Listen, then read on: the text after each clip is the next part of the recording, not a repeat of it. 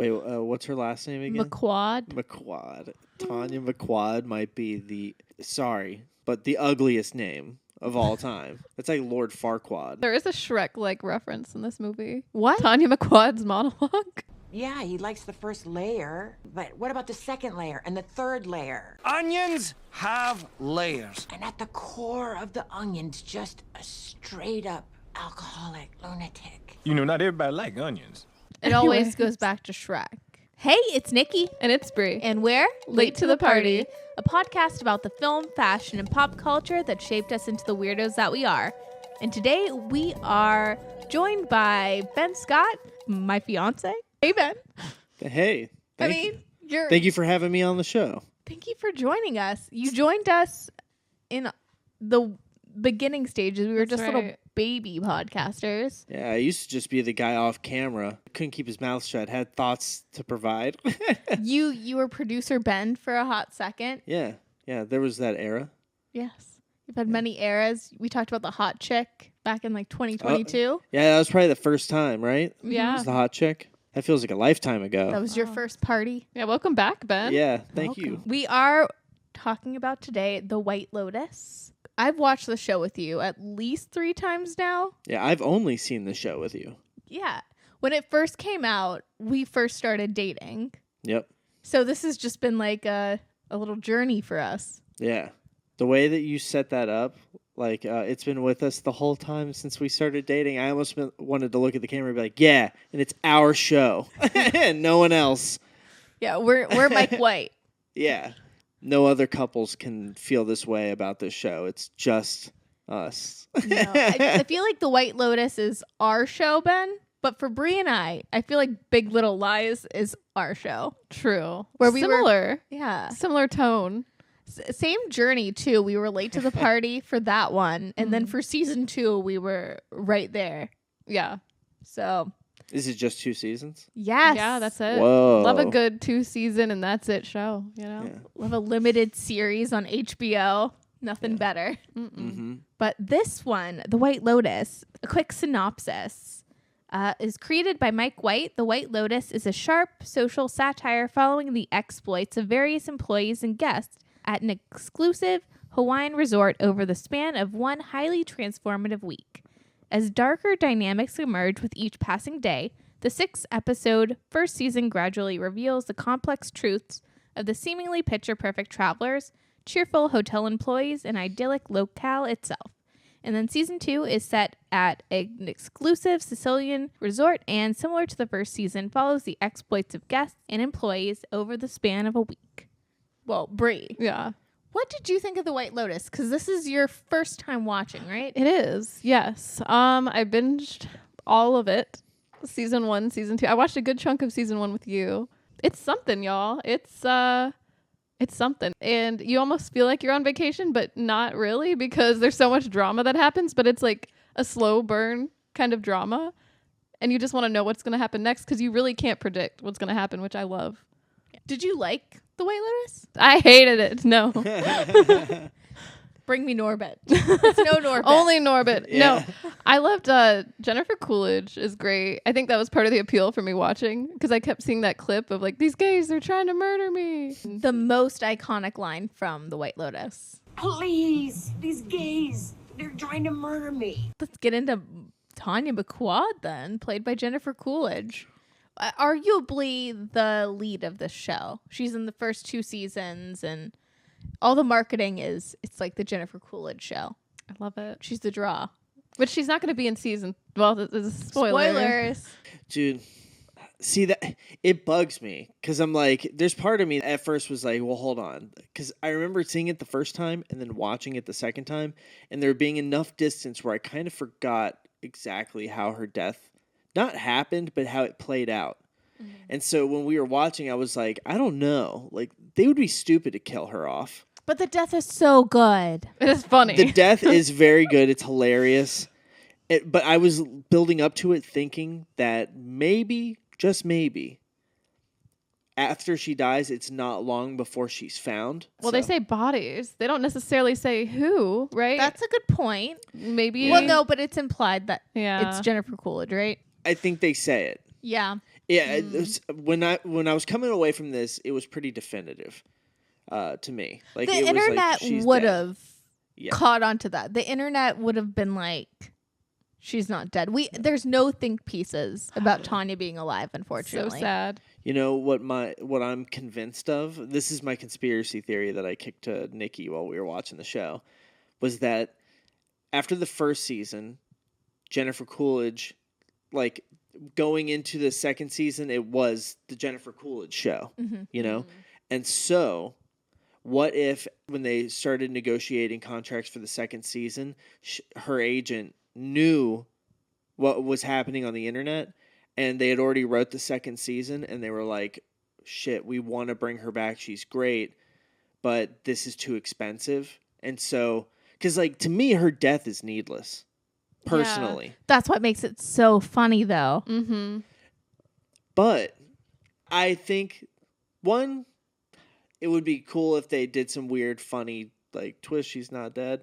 But if we're going to go forward with that, she's dead, I think I'm still a believer in my conspiracy theory. I stand by it. She was too expensive. Yeah. And so they wrote her out. Because it just seems so, like, if she didn't die, like, she just killed them, got off the boat, self-defense, like, they were trying to kill me. There's evidence that would point to, like, if they looked at their phones, I'm sure they were text messaging and coordinating and stuff like that. Like, she could have gotten out of it. She didn't have to die, you know? But it's so funny that she died. You're like, you're pro her dying I'm a little bit. pro Tanya's death. Yeah. What about you, Brie? I mean, I'm torn because the death is a pretty funny scene and it's so over the top. But I do wish she was back for another season because I mean, if she was I don't know if she could be a different character at this point because they've already done that, like, intersecting. Like, they took her from season 1 to season 2. So, I don't know. Have the ghost of Tanya. Yes, she could pop haunt out? everybody. That would be hilarious. She could haunt the White Lotus. Yes. Yes. Oh, my God. She's Okay. always had a different one. Take notes, Mike White. God. That's what the people want. Yes. Well, were you a fan of Jennifer Coolidge beforehand, or were you familiar with her, Ben? So, the only things that I can recall seeing Jennifer Coolidge in was Legally Blonde. She's the Bend and Snap. It makes me want a Lady. hot dog real bad. And I believe she was Stifler's mom in American Pie, but I never really watched American Pie. So I think that I've seen a scene with her in it, and she's attracted to one of the other guys, but that could be just like a weird Sinbad Mandela effect thing. I've never seen American Pie, but I've seen Best in Show. Yes. So Okay. that's where I know Jennifer Coolidge from. Legally Blonde and Christopher Guest films, specifically Best in Show. She's hilarious in that. Yeah. She's so over the top. Just always. I feel like Tanya and Best in Show, like that character, Yes. are in the same universe, same brand of humor. I mean, it's Jennifer Coolidge's brand of humor, but yeah, it's just very high maintenance. Fits so perfectly. Not at all like her Legally Blonde character. Paulette. Yeah. Paulette's down to earth. Paulette is. You She's gotta be with a name like Paulette. Let's be whoa. real. Well, why are you hating Paulette? Paulette is kind of like, it seems like if I was a Paulette, and once I got older and I started thinking about why I was named what I was named, I would be like, were they planning on having a boy named Paul? Lil They Paul? just added it. Yeah, and they liked the name so much they wouldn't budge. And I would have to ask. There's no way I couldn't just live and be like, why Paulette? I imagine that's why most people go by Polly. You got to be something else. Paula? Nobody's just named Polly, right? Oh, Paula. Or is Paula just Paula? Okay. Is Paula short for Paulette? Ben? Maybe. I don't know. Ben, you're the expert. I know. It's The name expert. Mr. Nomer. Sorry, that was a bad joke. no, I'd laugh. I see what you did. I laughed in my heart and my Yeah. head. Thanks. Sorry, how did we get here? Oh my God, Jennifer Coolidge. Jennifer Coolidge. I mean, Jennifer Coolidge has always been and will always be famous. Mm-hmm. But Jennifer Coolidge got way more popular and famous and noted Yeah. from the White Lotus. it's her day in the sun. Her flowers, which the White Lotus gives a lot of these character actors their flowers. Yeah, is this what she won the Emmy for? Mm-hmm. Yeah, it's cool when you think about it. He kind of does pull some actors out of like the depths of like we haven't seen Michael Imperioli in like I haven't seen him since Sopranos. Oh, I haven't seen him in anything else. So Is it the nose, Nick? Oh my God, I don't know. I bet we'll talk about that in a second. We'll go to season 2, and I can wax poetic. I'm getting ahead of ourselves. No, but no. Jennifer Coolidge is definitely getting her flowers from the White Lotus. Michael Imperioli, Aubrey Plaza. Love Yep. her. This is the first role I've seen where she's not like April Ludgate, super serious. Besides Ingrid Goes West. Mm-hmm. Alexandra Daddario. I feel like Yep. we haven't seen her in a hot second. Yeah, not since True Detective season 1. Oh, really? Yep. Yep. Percy Jackson. Oh, was she in that? Yes. Gotcha. With a terrible blonde wig. Oh, Speaking man. of like a series like that, Theo James in the second season. I haven't seen him since Divergent. Wait, the guy who plays Cameron? Mhm. Yeah. Yeah. Yeah. I'm trying to think of season 1. Uncle Rico from Napoleon Dynamite. Yeah, dude. Okay, yeah, that's a pull. Speaking of who's an uncle, Uh-huh. season 2, what's a big plot point? Oh my God. That is a wild plot point. Did Jack fuck his uncle? That confused me because they didn't exactly, I don't remember them clarifying at the they end. don't. Like he leaves it, I don't know if he just sticks to that story or like when he's with Portia and they, It like- could have been his uncle. yeah, I don't know. It kind of freaked me out a little when he stuck to that story. I'm like, wait, is he just saying this for like alibi purposes or? I'm going to go with it's not his uncle. I hope not because that'd be Because really fucked up. That makes it even like so much worse. It's his uncle, Yeah. probably. Uh, Right? Yeah. Uncle. But season 2, Yeah, we'll get to season 2. we will get to season 2. But yeah, so just a little backstory. The White Lotus. So it's created by Mike White, who I know from School of Rock. Ned Schneebly. Yeah. And he was on a season of Survivor. mm-hmm. He wrote School of Rock. He did, yes. That's so wild. Which excellent movie. Yes. Sweet. Viciously sweet movie. I love that movie. So good. And I think The White Lotus is going to go down as a definer of post-pandemic television or like post-pandemic media that really like, you know, the Eat the Rich media that was really popular a couple years ago or like the last 5 years. Yeah. I think this is like the peak of that. Like they do it the best. You think? I think so. And I think we haven't seen a lot of that. Now it's like a little passe to do the whole Eat the Rich thing. But Mike White is so almost subversive in the way that he did the second season that he like did it the best and did it the last. Well, one thing that I think is really interesting, and it's maybe why it feels like the best example, I would say because he does it the most nuanced. Where the people that are being critiqued give their shots back. They're often throughout the series vocalizing how they feel about certain things. And over the course of the season, primarily in the first with the mom and the dad that are kind of on the outs, like you can tell they have conservative or at least like libertarian views on things. Well, the mom's like a stereotypical feminist girl boss, Hillary Clinton Yeah. bro or bra. But is talking about how your brother is being really ostracized right now just because of what he looks like.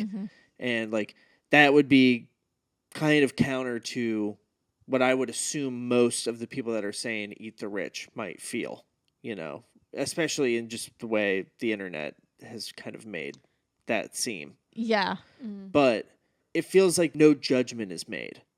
You know, it's like, here are these people, they exist, they are this way, they say what they're saying, and 9 times out of 10, because they're families, it's like, well, the show must go on. Yeah. But I don't know. I just think what I like about The White Lotus, amongst other things, is that they do have those critiques, but there's no judgment given on the characters. Like, it seems like a really level playing field for the critiques of those ideas. Well, I think that's a genius thing to satire as well. Like you can say a lot of things without passing like It's just you're laughing at it because everyone and everything's absurd. Like it goes through the generations. Like you get the millennials, you get the interpretation of Gen Z and, you know, boomers and the Gen I. Like you get like things that in the media as of late we critique. We have all these think pieces, and this is just pure satire. It's like all of it's absurd. All of it's ridiculous. Yeah. And then there's Tanya, It's who's Jen- just the most ridiculous because it all is. Everyone's ridiculous and everyone's stupid. Yeah, who's the most like normal, do we think, in season 1? The boy. You think so? The boy is the most normal.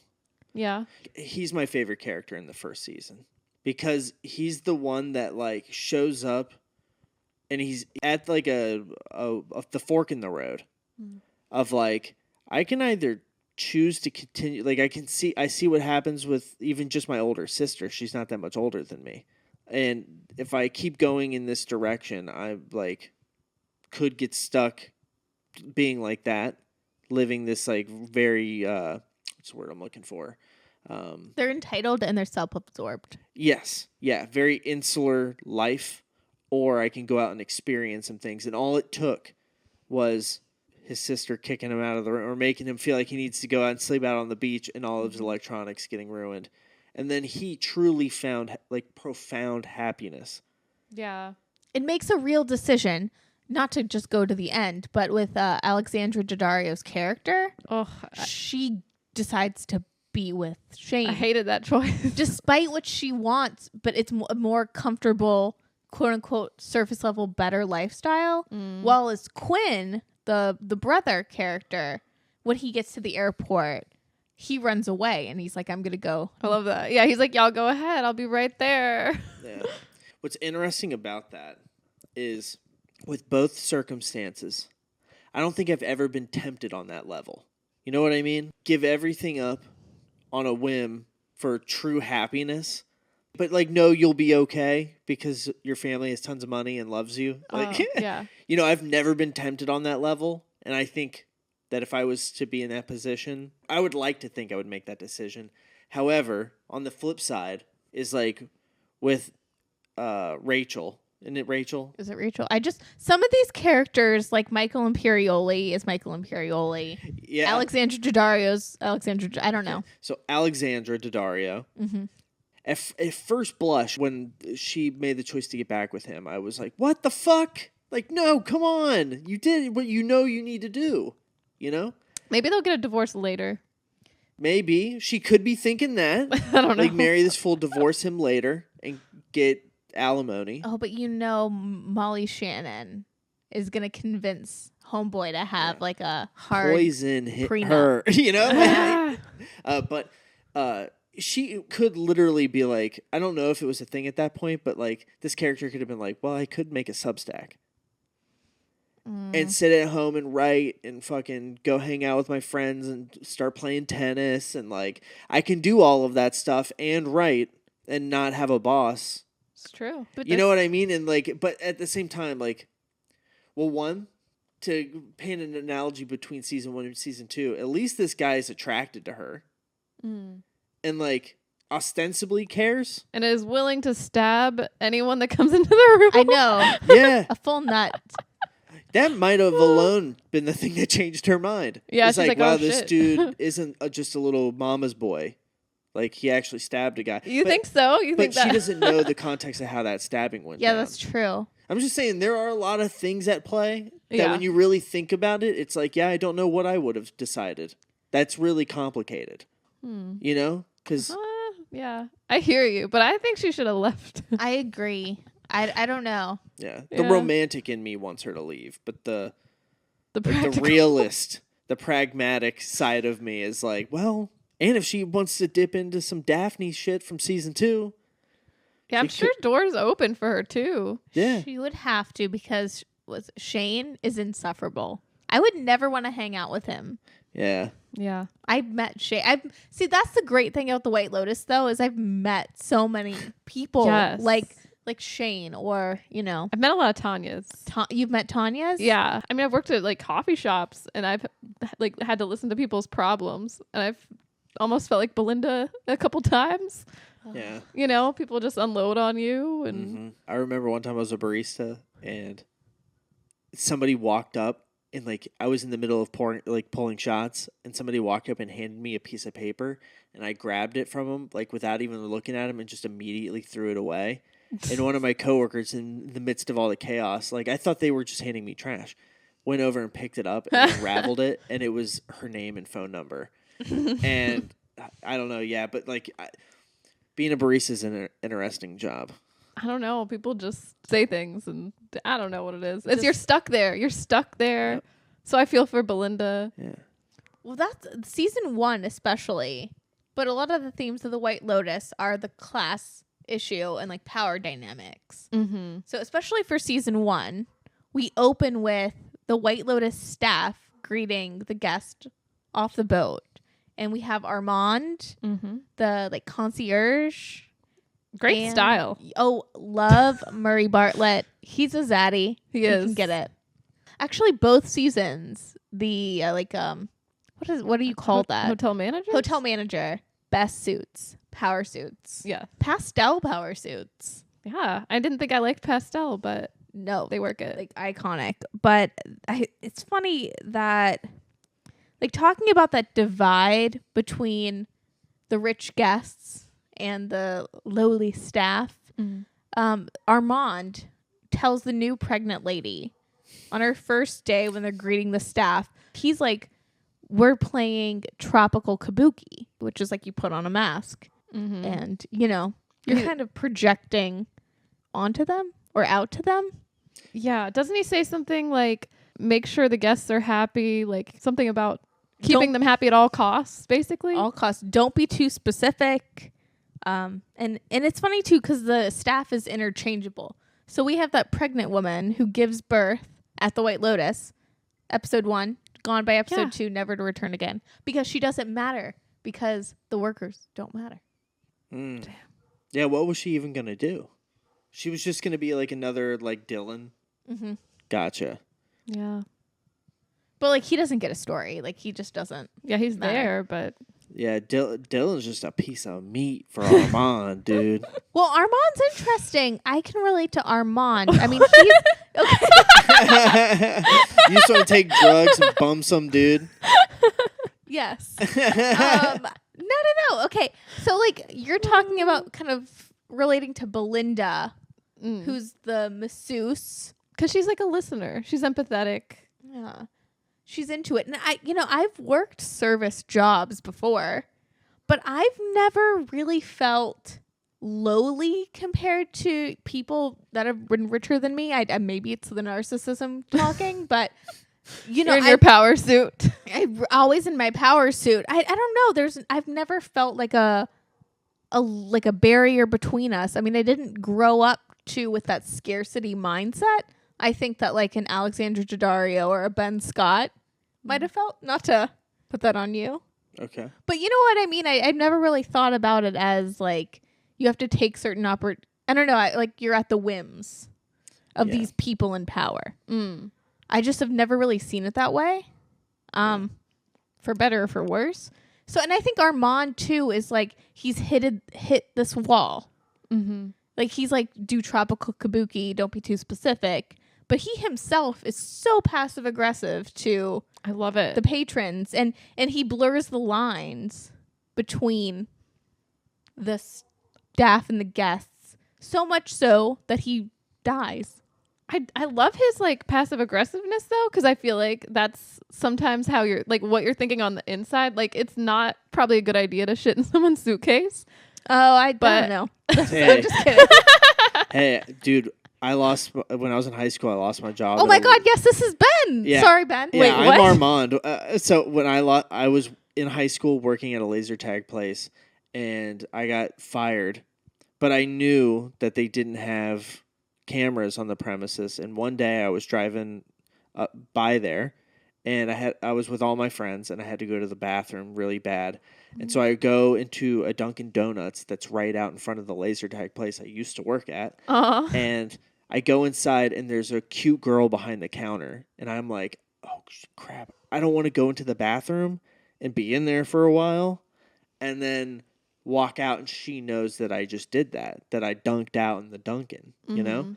And so because I knew that there weren't any cameras on the premises at this laser tag place, it's on stilts because we're at the beach. And so it has an elevator to get people that need access to the second floor.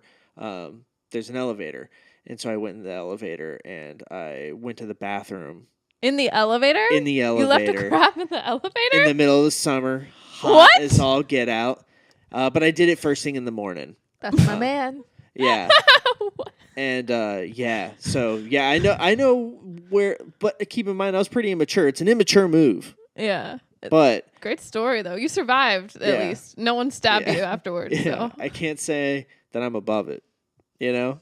yeah. So I can't judge them too hard. That's hilarious. Yeah. That's a big power move, too, for sure. Yeah. Yeah, I felt like a bear or a gorilla or something. Yeah. Gorilla Ben Yeah. was pooping in Mad respect. elevator. Getting primal at the laser tag place. Oh. No, I love it. Sorry, Armand. You said you can Armand. relate to him, Nick. Yeah, just like the artifice, the tropical kabuki. Not to say that Keeping a up third the time. facade. Yeah, sometimes it cracks. I don't know. I also don't. I don't view myself that way, and I feel like every time I've slipped into that, it's when it's no good. Not to get too deep. What do you mean? Like, I don't know. I think a lot of people, like, while you can't always determine if you're born into money or if you're like super wealthy, and I know this is not what this show is about, but bear with me. I just don't feel like that mindset is like good for a person, especially if you're not born with it. I can understand if you've been conditioned that way, but I just don't like the outside world conditioning you in that way. like Not to, I feel like this is a tangent. This is just like personal therapy at this point. why do I feel like Armand? This is like our collective therapy session. No, I feel like I don't know. I feel like some people try to make you feel like you're a White Lotus staff member. Yeah, sure. Oh, they like try to big league you. Yeah. Yeah. The only time I've ever felt big leagued was when I went to a live podcast for some people that they were actually two hosts that were on SourceFed Nerd. I went to a live taping of this in Austin. I had like just moved there. And so I was like working shitty retail jobs, and they get done and they're like, hey, we're doing a meet and greet. You just got to stand and wait outside. So I get in this line. It starts raining, but it's like sprinkling. So it's not like so bad that you're like, I can't wait out here. So I wait in it. But by the time I get to them, I'm soaked. And we get through all the oh, show was cool. That was awesome. You know, yada, yada. And then they're like, so what do you do?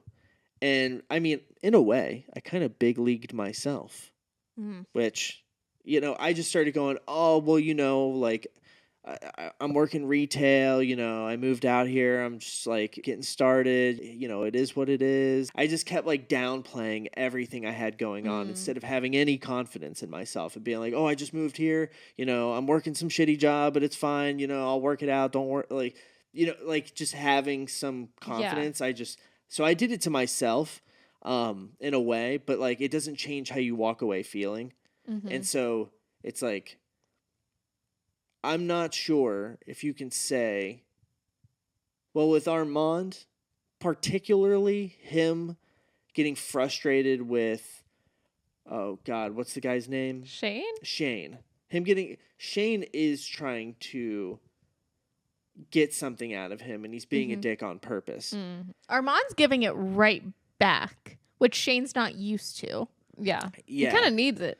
You know what I mean? You can't always get what you want. Truly. And he's a big baby Yeah. until he stabs him. Yeah. I wonder if it's like lactose intolerance. Like you can only take so much in a lifetime. And if Armand's been doing this for a while, like, you know, it's just like at some point you can't drink milk anymore. It's like at some point I don't think he could put up with these people anymore. It drove him to relapse, you know? And then It was those crazy people. Yeah. It wasn't his fault. It Yeah. wasn't the smuggled bag of drugs from Sydney Sweeney and Paula. Yeah. Yeah, a life of working in hospitality drove him to breaking and entering and getting killed. Well, breaking and entering, he has the keys to everything because he's a hotel manager. But, okay. Okay, sorry, I'm defending Armand way too hard. Yeah, no, I understand that perspective, but at the same time, he was in there taking a shit in the luggage. That's breaking and entering. If you were in there placing peppermints on the pillow, nobody gives a shit. But if you literally gave a shit in my suitcase, you know, that's a different story. Then you broke and you entered. It's in the suitcase. You broke wind when you entered my place. True. It's true. So the Mossbachers, so the family that comes on the trip to the White Lotus, it's Connie Britton, Steve Zahn, Sydney Sweeney, and I don't know the actress's name, but her name is Paula on the show, and Quinn, the boy who leaves for the Hawaiian Canoe Boys. Yeah. Anyways, so they come on this trip, and Paula's just a friend to Sydney Sweeney's Olivia, but Paula, she definitely like feels for the boy she meets, Kai, who works at the White Lotus and who's like family. Kind of, they stole the land to make this high-end resort from, you know, like colonizers, which is a big theme in season 1. Yeah. But Paula, while she feels for Kai and definitely is like, you should steal the Mossbachers, you know, like jewelry and whatever. Yeah. She ultimately reaps a lot of benefits from the rich without necessarily being rich herself. It's true. And has the ability to, you know, when Kai gets arrested, Paula has that ability to just be like, oh, okay, and choose the life, you know, for herself. Because even though the White Lotus is high and low, I feel like characters like Paula and Armand to a certain degree, you know, don't see that for themselves, if that makes any sense. Yeah. Like they're trying to rewrite the narrative because they can fall into, you know, I'm just a conduit. Like Belinda's just a conduit for everyone else's pain and suffering and not her own. Yeah. And yeah, I don't know if that makes any sense. Well, at the end, when Paula throws the necklace off, I think that is her coping with knowing that she fucked this guy over. Yeah, he's probably in jail. Yeah, she at that point, I don't think she knows what happened. She knows that they're looking for him, and that ultimately she is going to choose this lifestyle with them before she does it. Because like she's like, no, I'm going back home. You know, and it's her knowing that she feels that way and she feels this way. You know, it's on one hand she does at least think she empathizes with this guy. But that might be where just like her ideology is clouding what she actually feels. Yeah. At one moment, she felt something that made her start thinking that way. But then when actually challenged, where like when the rubber met the road, her ideology, what she thought went out the window and how she really feels about herself and her life showed. Which is an incredibly nuanced thing to have happen on a TV show. Yeah. And for most people might just see it and be like, oh, she's conflicted about this boy. But when she threw the necklace, to me, that was her demonstrating that, like, she doesn't want to be reminded of this decision. Yeah. It seems like she had a guilty conscience and was like, okay, I got to let go of this. Like, you know. Because she made things trying to help. She made things infinitely worse. Yeah. For Kai. Definitely. His life was fine. But he had a choice too. I mean, she made a good argument, I guess.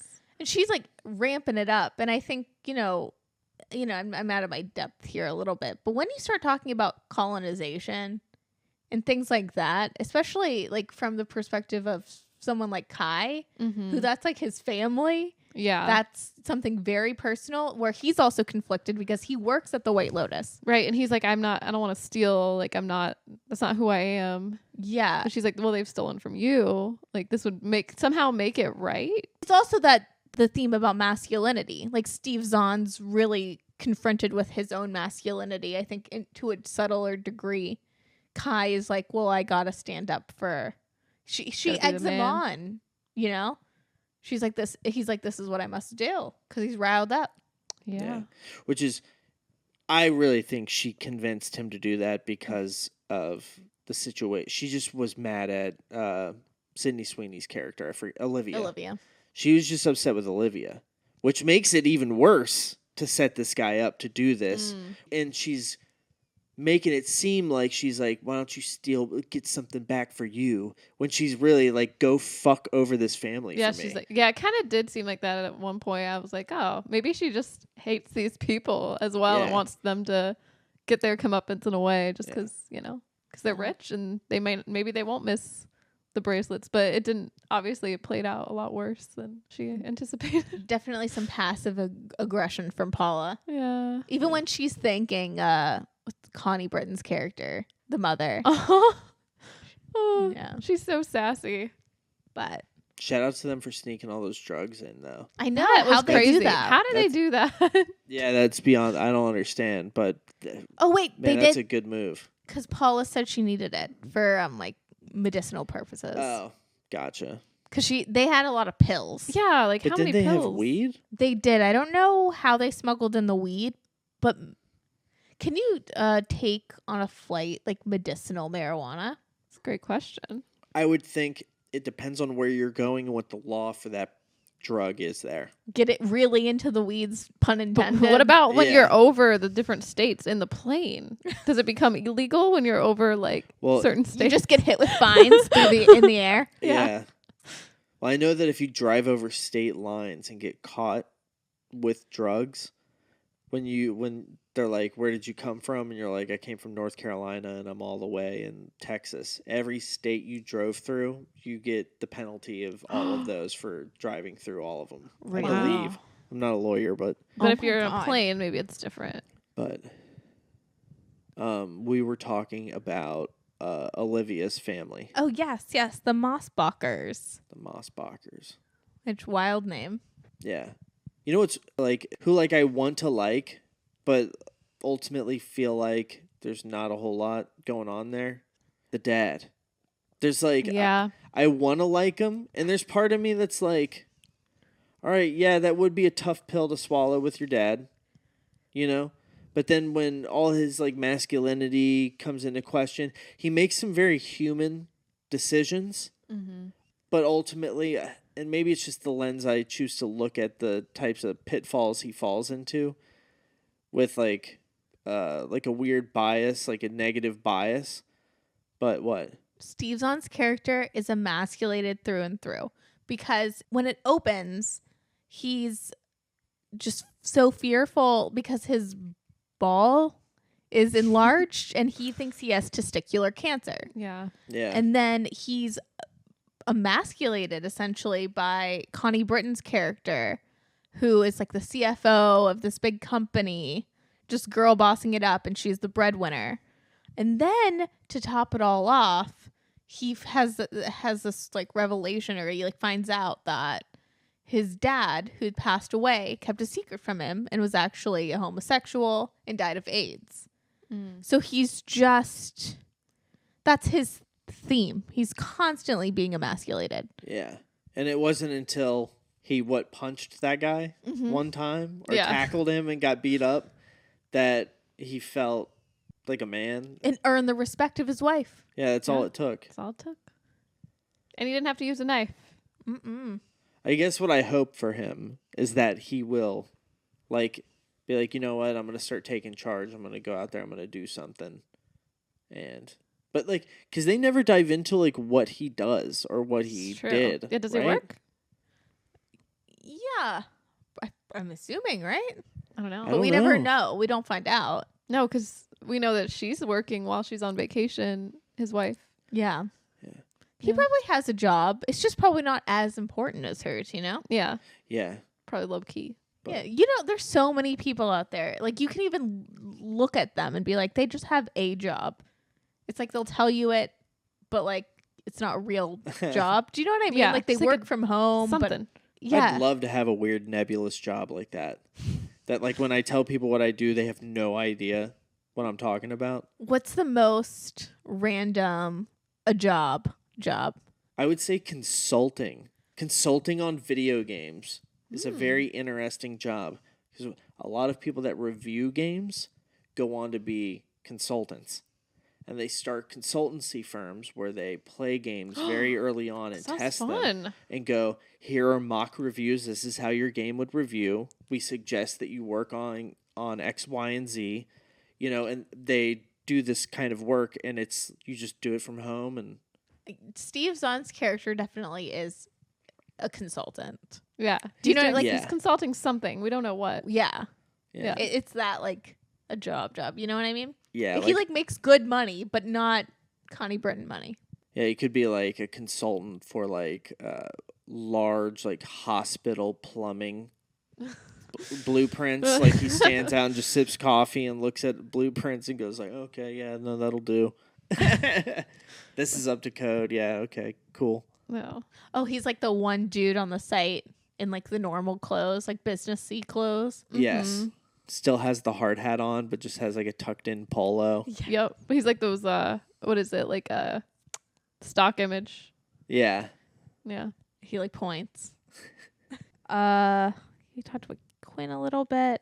Oh, you know, speaking of Olivia, Sydney Sweeney's character and Paula, I am fascinated by the interpersonal dynamics between the girls and Alexandra Daddario's character. Oh my gosh. Specifically at the pool. That's so funny. It's so like tense and judgy. It's the Gen Z millennial divide that I've seen both as a young millennial. I've been on the side where you're like reading Nietzsche by the pool and you can say the slightest thing that would hurt a millennial soul. And I've also been that millennial who's like thinks that they're hip and like just get crushed. I agree. They're both relatable. Yeah. I've been on both ends of the spectrum and I don't like it. Yeah.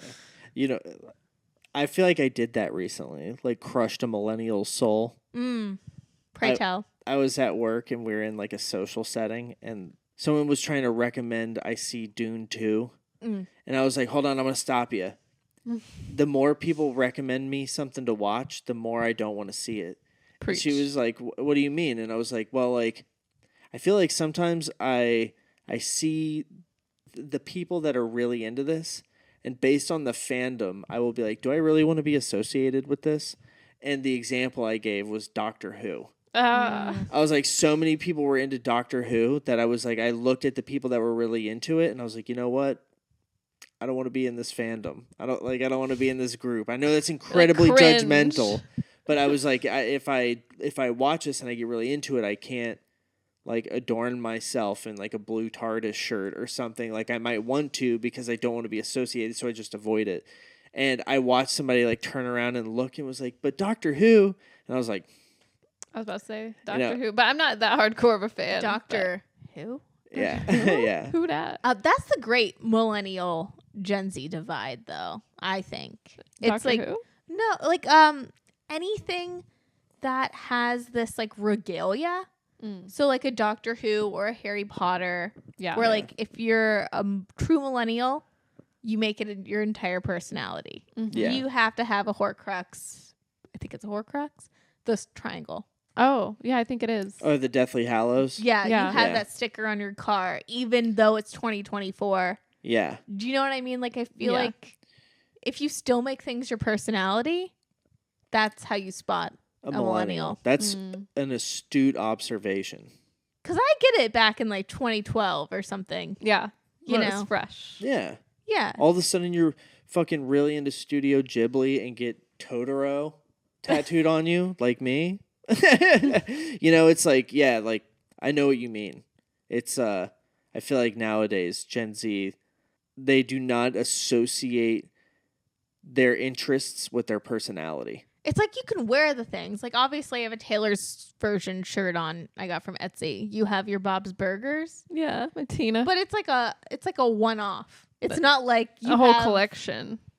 Yeah. You don't have like a I'm Bob's Burgers It's Piconi. for me, I think it's a commitment. It's too much. I can't commit to any one thing like that, like with my interests. Like, you know what I mean? It like makes me so angry if I think someone like some people, if they'll be like, Nikki, you're a Swiftie. Even though I call myself a Swiftie sometimes, I don't like it when you're like, don't call me a Swiftie. When other people label That's you. not my personality. I diss her every chance I get. Listen to Late to the Party. I'm a fan and a hater. Okay, It's true. I had somebody like ask me genuinely, just out of curiosity, it was like, are you a gamer?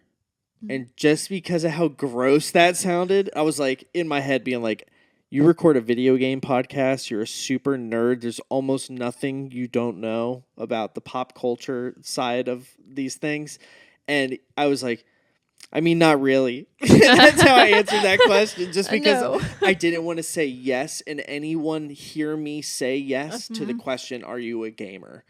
It's gross. It's an ick. Yeah. Yeah. But yet millennials, and I know we're young millennials, so we're like on the, I think we were the people that started to see that and be like, what the fuck are these people doing? We were too young when it was fun to be a millennial and, you know, really thriving. Like the Lena Dunham girls. Yeah. Yeah, those millennials were thriving. And we got the short end of the stick where we were like, oh, we're about to thrive. And then Gen Z's like, you're like, You're cringe. You're cringe. Yeah. And we're like, what? We didn't even say anything or do anything. This is our time. And they're like, nah. It's lame. It's our time now. Yeah, it's our time now. And we're like, but we just became adults. Yeah. It's Yeah. true. Wow. Yeah. It's funny. I can't make a video about Sly Cooper without the fandom just invading those comments. It's kind of worth it for the engagement, but What's not Sly worth it. Cooper? Oh, I mean, I know you we're getting off topic, Yeah. so I'll make it quick. But Sly Cooper is a video game that I'm sure is very popular with furries. That's not how I view it. You know, I enjoy it as like a fun, sneaky stealth raccoon game. Is a furry associated with millennials? I feel like I associate it for some reason, but I don't know why. Yeah, I me think too. But so. I would bargain that there aren't a lot of furry Gen Z people. They're just loud and proud about furry. I haven't met a furry in a really long I time. don't know if I've ever met a furry. They've all been older than me. Yeah. And they've tried to keep it a secret, and then you see like their tail in their book bag or something. Oh. Why do you, I thought the whole point was to let it all hang out and not keep it a secret. It's You like probably, go to cons and stuff, right? Yeah. Yeah, and like apparently they like invade motels and hotels all around the nation and just have wildly crazy sex. Whoa. And destroy these hotel rooms and do weird shit like not bathing. Oh my gosh, maybe season 3 of White Lotus will be about furry. There'll be a furry that take over. Because White Lotus always does. It always talks about the generational divides, right? The generations. Yeah. And just how they communicate with one another. Season 3 with the iconic Parker Posey and Walton Goggins do furries. Wait, Parker Posey's gonna be in season 3? That's awesome. Go. But do the millennial storyline. Is there like a secret furry? Oh my god. That would be awesome. There would have to be a convention. There could be at the White Lotus. It's a hotel. That's true. That is true.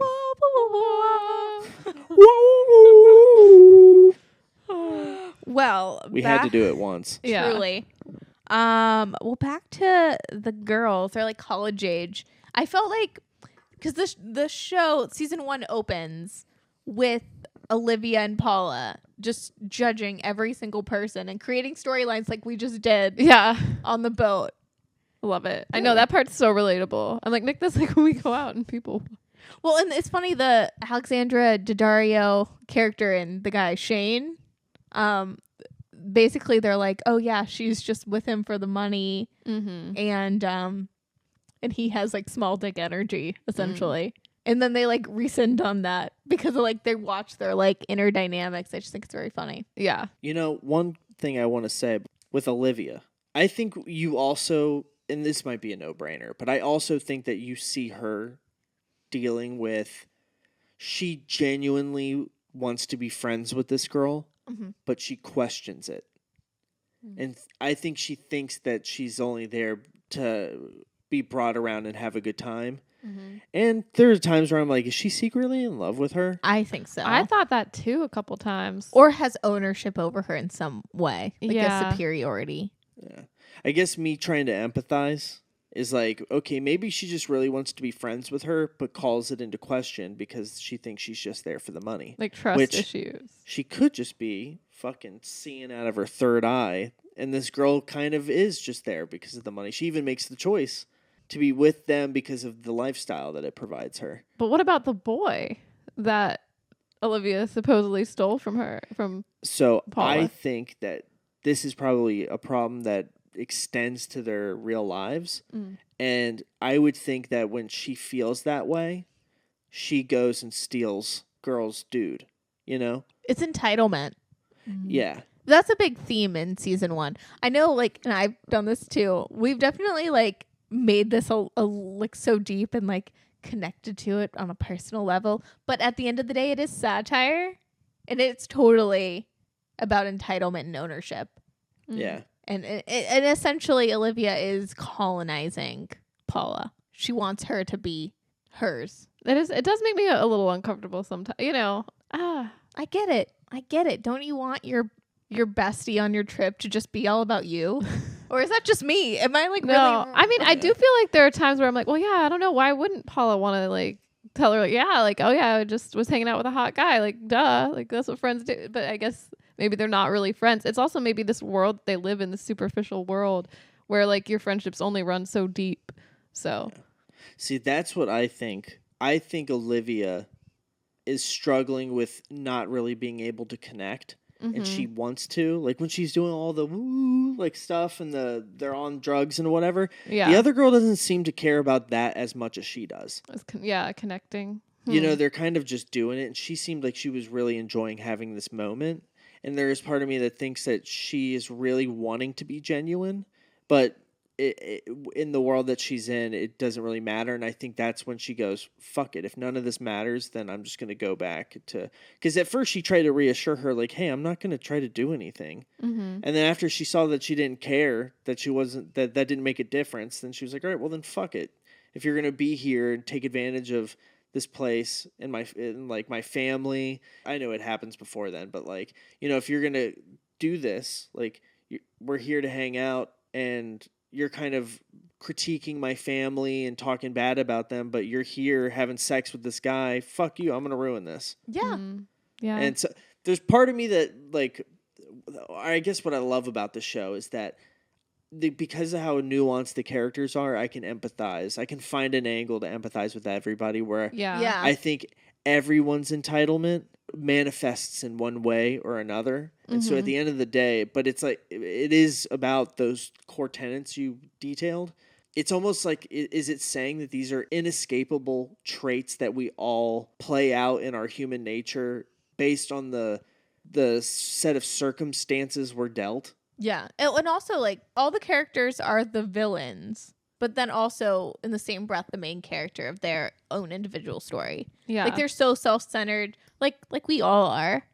Like, they're the main character, but in someone else's story, they're like properly the villain. That's Yeah. true. And there's no real hero. No, Yeah. Just villains. just villains. No heroes, just villains. Yeah. It's a show of anti-heroes. Like, you're rooting for them to a certain extent. I To would a say most degree, people I'm yeah. rooting for, particularly Belinda. You know what, though? Can we talk about Belinda for a second? Yeah.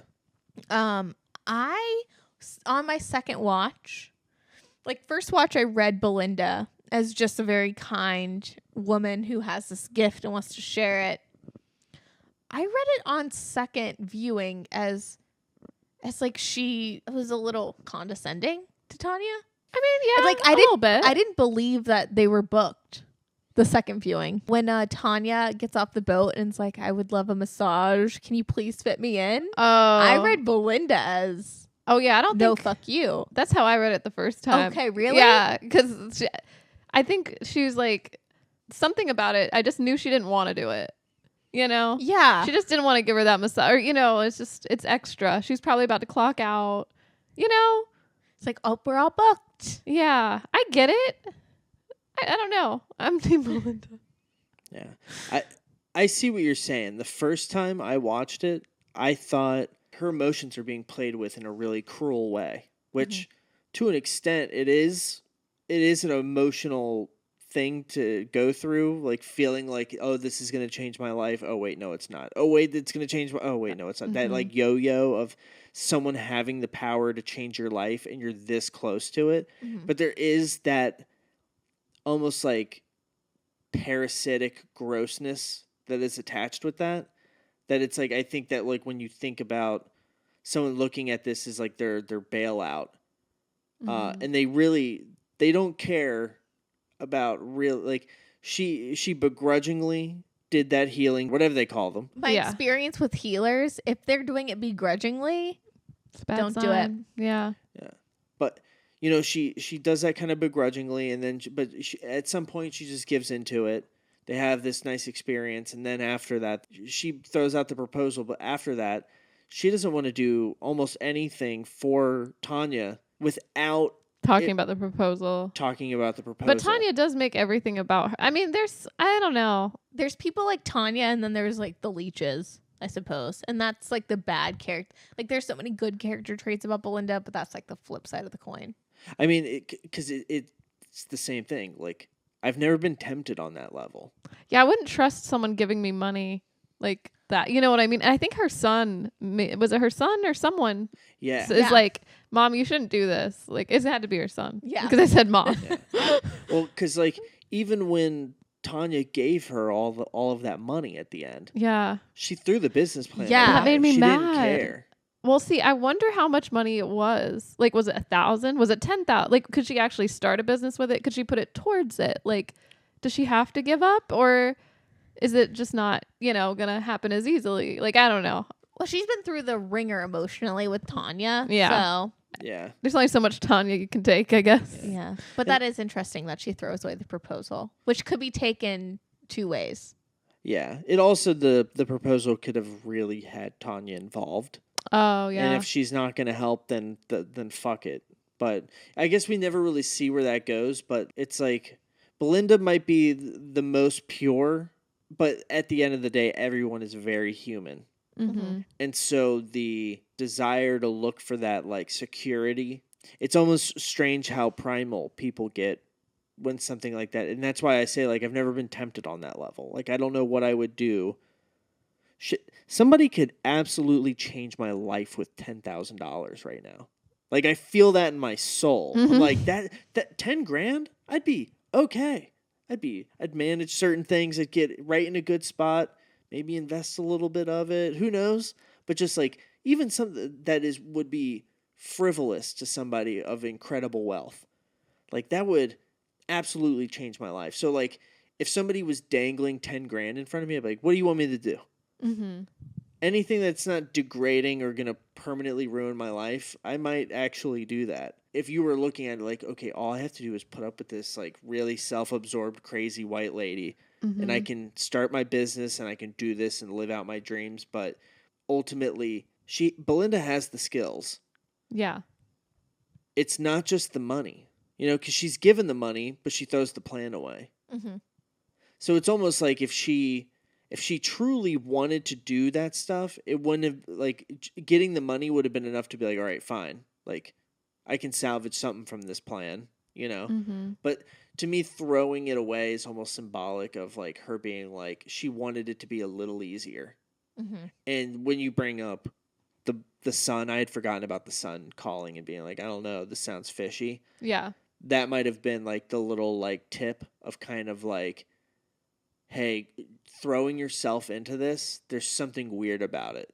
Yeah. Think about it. Also forcing it. Like, if Tanya's not receptive anymore, it's like, all right, well, it is what it is. Like, she's, you know what I mean? Like, it's putting all your Just eggs energy. into the, her energy, too. I kind of love the scene at the end where, like, Daddario. Alexandra Daddario. Alexandra. Wait, why am I thinking of Rosario Dawson? You know what? A modern day Rosario Dawson would be on a White Lotus season. My millennials. No, Alexandra Daddario. She is like confiding in Belinda because she does this thing again. I think it's a pattern maybe of just like maybe being kind of empathetic, and maybe she's also hoping to like promote her business or something. She's like, if I can like get my name out there, heal enough people, whatever. I think she's like scheming a little. And I think that's why she gives the card. It's like healing as a business, like we were talking about the other day, Brie. Yeah. Once Good you make idea. healing your business, it ruins the sanctity of healing. It does. Plus, I wonder if the hotel pays her to do this, or this is just her own time and she's not getting any extra for just being there, you know? Yeah. Because if she's not at the spa and she's meeting you in your hotel room or in the lot, whatever, like people do use you too. I think Alexandra Daddario's character is totally like, you know, you'll go to I'll say like it's a universal thing, but you know, someone will go to great lengths to be healed. Yeah.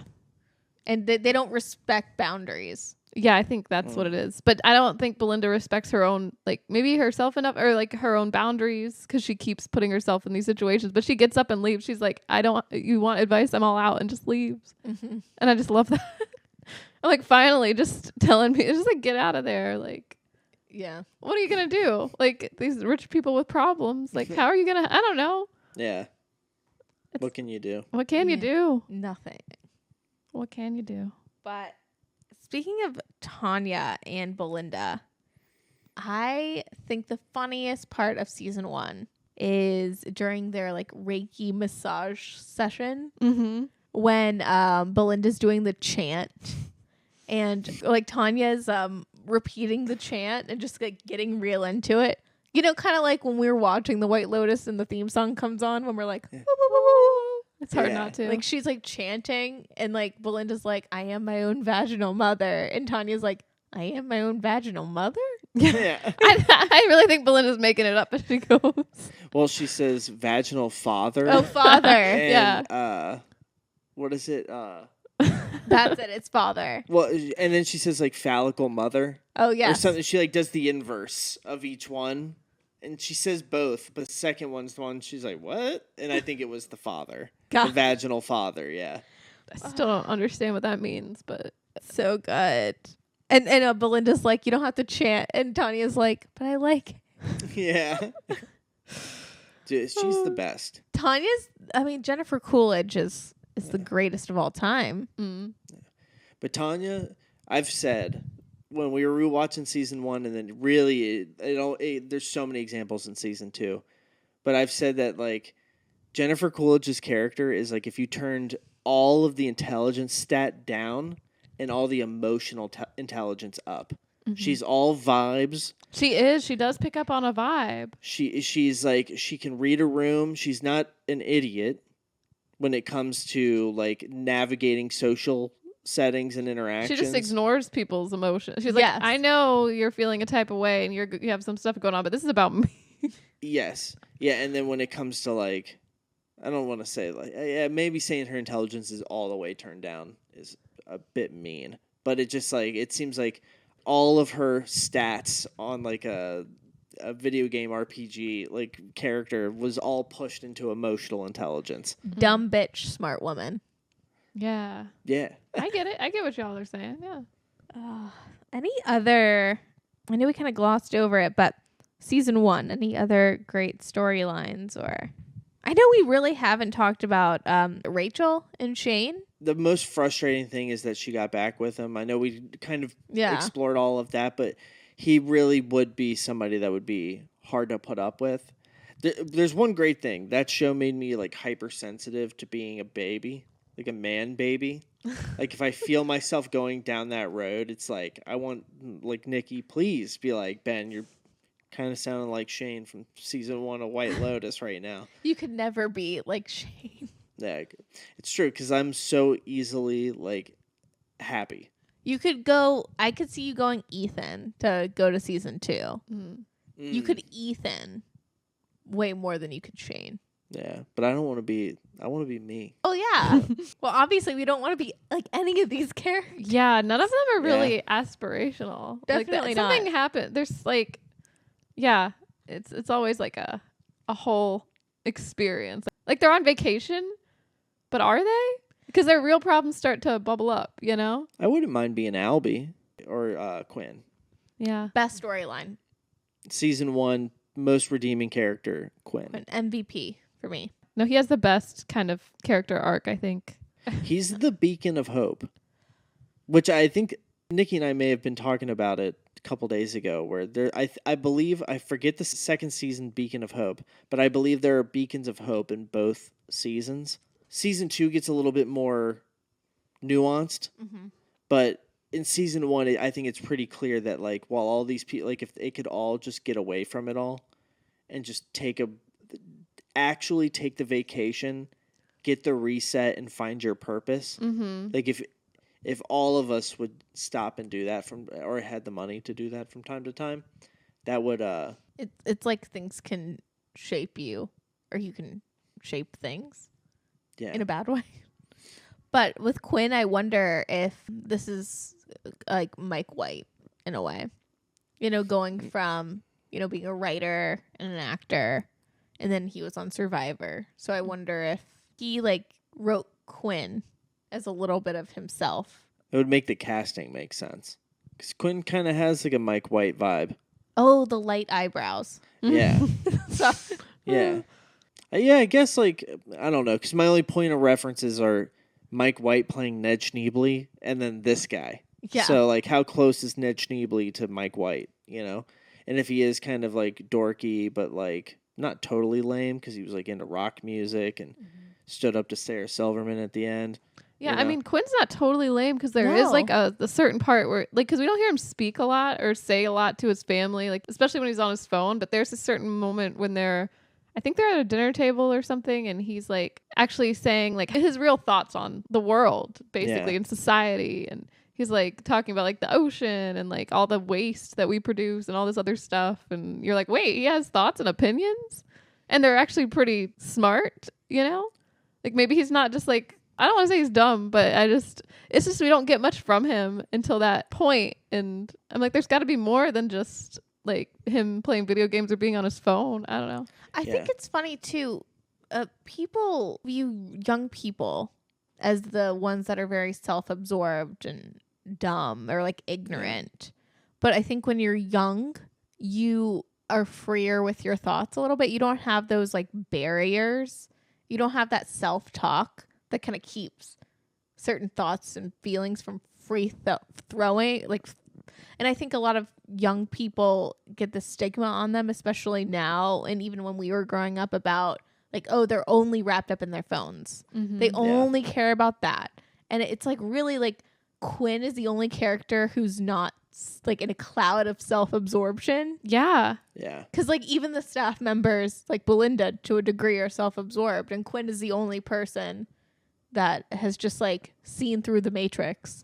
This conversation's blown my mind because while I do think he's still the beacon of hope, what Quinn is a great example of is like, when someone has all of the privileges, but they're squandering them, like how insulting that is to everybody that doesn't have them, to like actually not take advantage of the privileges that you have.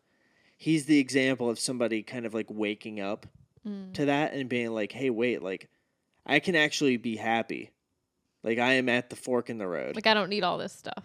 Yeah. Like I can go find my purpose. I can go do something and I can actually afford to, and people welcome me into the group very easily.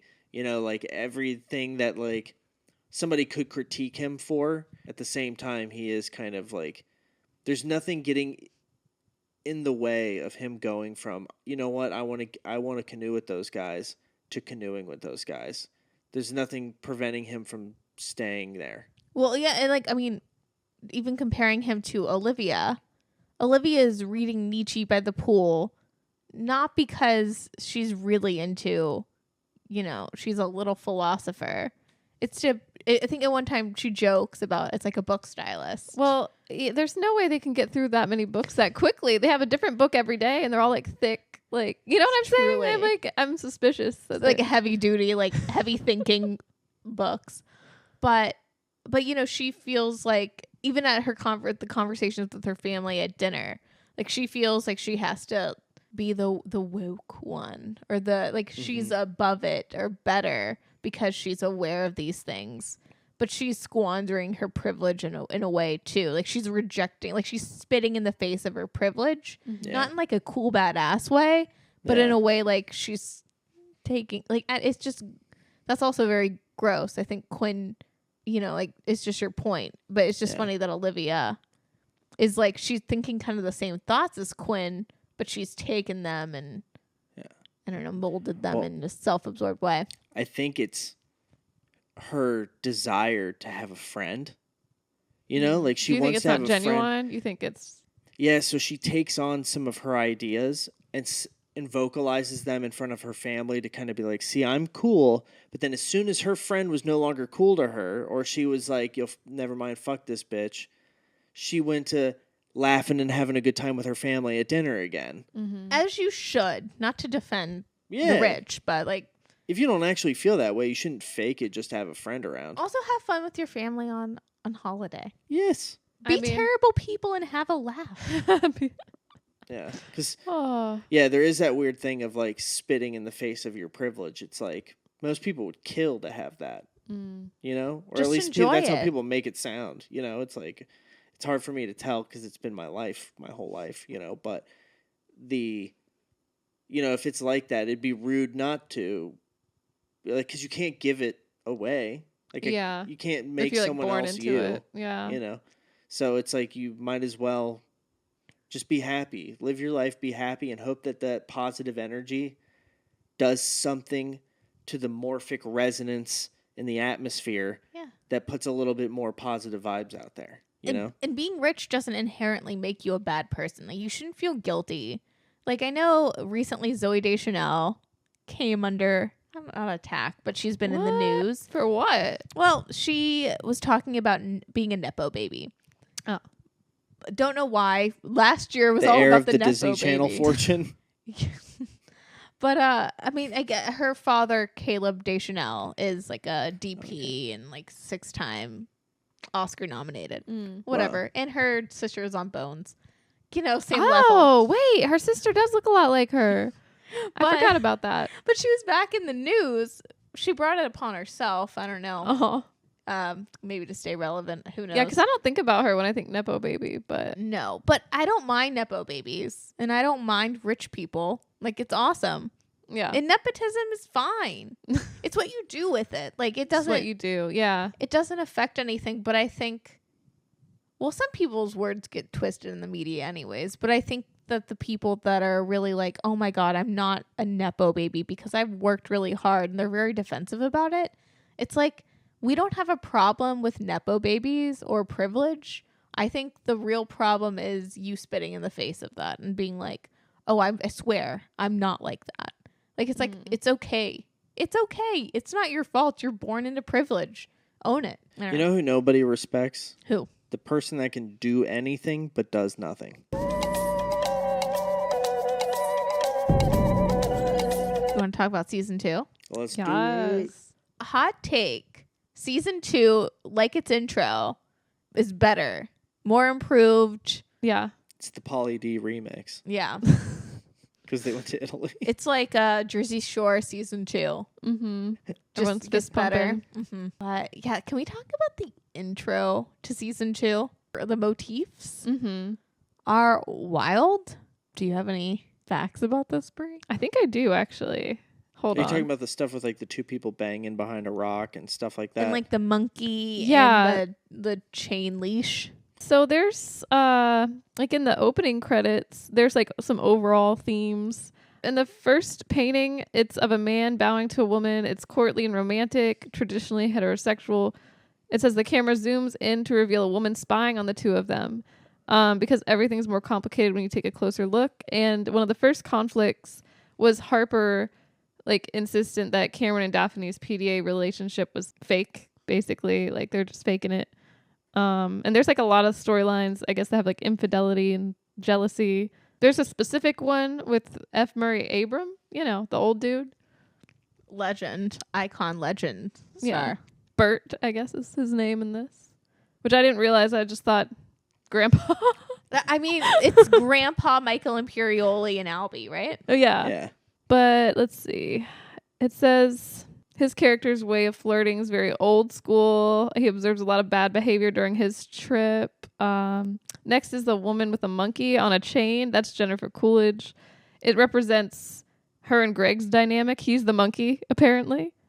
And she's trying to, I guess, hold him down. I don't know. Well, monkeys are always having a plot to murder you and take you for your money. And also have Brokeback Mountain backstories with a gay man from Palermo. It was very Brokeback Mountain. I love that. You just made me think of like two monkeys wearing cowboy hats hugging. That's what it should have been. Yeah, that sounds kind of cute. Let's see what else. So the next few images are a little more innocent. There is, let's see. There's Beatrice Grano, who's Mia. There's a sexy sphinx for her, which, that just explains it. I don't think I need to explain that one to y'all. Mia's the real winner of White Lotus season 2. Yeah. You know what? Her dreams do come true. I know. She might be the beacon. She is the beacon. Yeah. I was trying to think when we were talking about beacons who the beacon of hope was. And Yeah. Because she got a job. Yeah. She hooked up with Valentina. Say Sofia Coppola's She doppelganger. does kind of look like her. She's living her best life. She is. She used her prostituting for good. She did. Her feminine wiles. Yes. Trying to think what else. Sorry, there's a lot. I'm I don't know if we have time to go through all of them. Oh, Michael Imperioli. Let's do that one. My man. Oh, it's a woman dropping a necklace off a boat, and Michael Imperioli's name. If you look closely, you can see that she's dropping the necklace, and the man is on his knees, bowing or begging. It kind of symbolizes, his relationship to with his wife, trying to win her back and all that. And he does buy her a necklace in the in the show. So, wow. Yeah. Does Leo Whittle, who plays Jack, get a credit? Yes. What is that one? His is a man standing over another man with a foot between his legs, either telling us that Jack is fucking his uncle or that he's secretly aggressive. Yeah, there you go. Can I see the picture? Yeah, it's this one. I don't know. Can I see? I think that's his uncle stepping on his balls.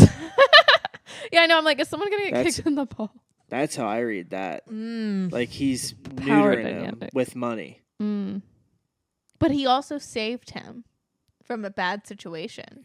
It's true. Quote unquote. I wonder what that could have been. Because they don't ever... He just says it was a real bad situation. So, was his life in danger? And maybe, people that... how, they were very easily able to get, an assassin. Mm-hmm. And he even knew, get out of here, don't get caught up with these people. Mm-hmm. Maybe Jack had a hit out on him, and the only way he got out of that was by fucking this guy and being around him all the time. You know what I mean? Traveling around with him, and in that way, he doesn't get to live he got a life, but he's not able to actually live it. Mm-hmm. And so if that's his credit, everyone's stepping on his balls. Yeah. I like this interpretation. Particularly the Oompa Loompa guy. The Oompa Loompa guy? Yeah. Hugh Grant? Tom Hollander? No, the guy that played the uncle. Oh, Uncle Reek? No, yeah, that's Tom Hollander. Wait, are you saying he's an Oompa Loompa? No, the short guy. The gay short guy that didn't get Uncle Rico's love and tries to kill Jennifer Coolidge. Oh, Tom Hollander. Okay, if that's him, yeah. Yeah, he kind of looks like an Oompa Loompa. Yeah, I mean, he could be cast as one, sure. Oh my God, when I found out, though, this man was Tom Hollander, Brie. Oh my God. I thought of you. I keep thinking, every time I see Tom Hollander, I keep thinking that it says Tom Holland. I stop at the Holland and don't even see the ER. And I'm like, Tom Holland's in this? And I get all excited. And I'm like, oh, it's an old dude. Whoops. Yeah. And you're like, wait, they keep crediting him, but he's not in any of these episodes. Yeah, I'm like, what? Well, I read it because we were talking about the Capote and his swans. That's also Tom Hollander. Which, and in my mind, I was like, oh yeah, Tom Holland. It's not Tom Holland, but it must be someone else. He looked so different in my mind. And when I found out it was this guy, yeah, I was shook. Yeah, no, they did good makeup, I guess. They did. I don't know. My could have mind been Tom blown. Holland. It could have been Tom Holland. I would like that. Yeah. Tom Holland season 3. Yeah, that would be wild. But he plays a low key character. Yeah. The only thing is, he seems to be caught up being a studio actor. Yeah. For Sony or Columbia. It's almost like how Timothée Chalamet just recently signed that deal with Warner. Which is wild. Oh, I didn't hear this. Yeah, he's signed to a picture deal, which I heard a couple years ago Tom Holland did that as well with Sony, right? Yeah. Was that you have to had have so many been. pictures a year or something? It's like the old school Hollywood system, when everyone was like in a contract with MGM and whatever. Yeah. Stars are doing that nowadays. Oh, Yeah. There interesting. was a guy from he was in Vertigo and Jimmy Stewart? Jimmy Stewart, 100% studio guy, Mm-hmm. right? I mean, everyone was Yeah. back in the that's day. how it worked, I guess, right? Just Yeah. Yeah, it reminds me of like the actor in Peter Jackson's King Kong. You know, the guy that has like the poster and he's like fixing his hair. He was like the studio actor that had to be in the flick, even though like nobody liked him or wanted him there. And he had to hold the gun in there, It always gets dicey though, even when you're not like a studio guy, but you're in a. This is like really a tangent, but like this makes me think of when that could go wrong. It's like an Edward Norton thing where he like had to be in the Italian Job because of his contract, and they were like, we're gonna take you to court. We're gonna run you through the mill. You have to be in the Italian Job. wow. And he still like slays in it. Yeah, But- begrudgingly. Yeah, begrudgingly slays. Love that. But anyways, season 2. Season 2. Yeah. Jennifer Coolidge returns as Tanya, and it stars Michael Imperioli, Aubrey Plaza, Theo James, etc., etc. And I think Sicily is the perfect setting. Yeah. Just the Yeah. Italian backdrop. Uh-huh. Tanya dressed as Monica Vitti on a Vespa. Oh, her fantasy. I love that this is her fantasy. And mine. Yeah. I love that she makes Greg, like was it a monkey on a chain, Uh-huh. ride her in a Vespa with her like Monica Vitti garb, Uh-huh. like old Hollywood. Speaking of old Hollywood, and she gets like all the bugs in her mouth. That scene was so funny to me. Like there's so many scenes like that with Tanya in this season in particular where like the physical comedy is so funny Yeah. and she's so over the top. Jennifer Coolidge really gets to shine this season. Like every single scene, she like steals it. Her ugly crying, Yeah, oh my God. Her crying at dinner. Uh-huh. And being like Uncle Rico just being so uncomfortable is so good. These gays are trying to murder me. Yeah. so many good lines. That's my favorite line of television. Yeah. These It's gays are really- trying to murder me. It's really good. What season do you guys prefer? I've been trying to figure that out. I'm season 2. I'm a season 2 girly all the way. I think season 2 is more well-rounded, where I like more characters within it. Yeah. Season 1 is pretty much like I'm there for the growth of Quinn. Everything else is interesting, but like the reason I stuck through that first season was like I want to see how this plays out for this boy, and maybe that's because I'm biased and maybe relate to that a little bit more. Wish I had that opportunity to do that. So there's like some what do they call that? Like I'm living vicariously through that, I guess. Yeah. But with season 2, I think that like they just take everything that's great about the first season and ratchet it up. Mm-hmm. And oh man, it's just the setting. Like Italy is. I mean, Maui's great and all, but Sicily is a completely different story in my eyes. I also feel like the characters are maybe a little more relatable. Like there's more characters that are, I don't know. I feel like I'm maybe rooting for more characters. Yeah. Maybe? And the power dynamics are different. In season 1, it's all about the rich guests versus the staff members. Mm-hmm. This season, it's a little different because like Harper and Ethan, like Harper's a lawyer and Ethan's come into all this money, but they're still not. They don't view themselves as rich. Yeah, and I don't think he's like a tech bro, right? But you wouldn't consider them. They're new money, which is now frowned upon in some circles, anyways. So they don't have that power over the Cameron character. And then, Valentina, the head of the hotel, Yeah. doesn't have the Armand problem. I know. I was a little worried because I feel like this season, it's interesting that they start out very similar, like the boat, coming in, and then you've got like, the staff waving, and she's got her power suit, and I'm like, oh no, is she gonna like fuck some shit up? But she doesn't make too many questionable choices. No, Valentina, I love her character arc because she seems like a very like tightly wound person, Yeah. but is very sweet. Like you see her with the cat. Like you know Yeah. she She has does. like She a good feeds the heart. cats. Cats. Aw. Yeah, That is sweet. the interesting thing that it's like kind of like the low undercurrent running through that second season is the whole like Americans coming to Europe, Mm-hmm. kind of that weird like dichotomy, or like almost like European, like, oh, fat Americans. There's not a whole lot of that, but it kind of like, I wonder if that's like loosely there, and it mostly comes up with uh Granddad and Michael Imperioli and Albie when they go out to see their family, with air quotes around it, and they want nothing to do with them. That And seems so funny. tries to throw the artichoke at him or whatever. I was like, oh my God, this is wild. I bet that's how it would go, probably, especially if you maybe. don't have anyone to translate. Like, Yeah. who are these three dudes? Like, I mean, if you're the Italian grandma, you're going to be like, who are these people? Yeah, get the fuck out of here. Yeah. Well, Peeling these yeah. artichokes. Well, this season really does talk about like it talks about generations in a very different way than season 1. Yeah. But it's very amplified. You can see with the DeGrasso family, which is Bert, Michael Imperioli, and Albie. Yeah. I think like Dominic? gender too. It talks, comments on that. Definitely toxic masculinity, Yeah. a buzzword, but they talk about that. And it's just interesting how the 3 generations of men, how differently they interact with women. Mm-hmm. But then at the end, they're all the same. Yeah, that was interesting. And What- go ahead.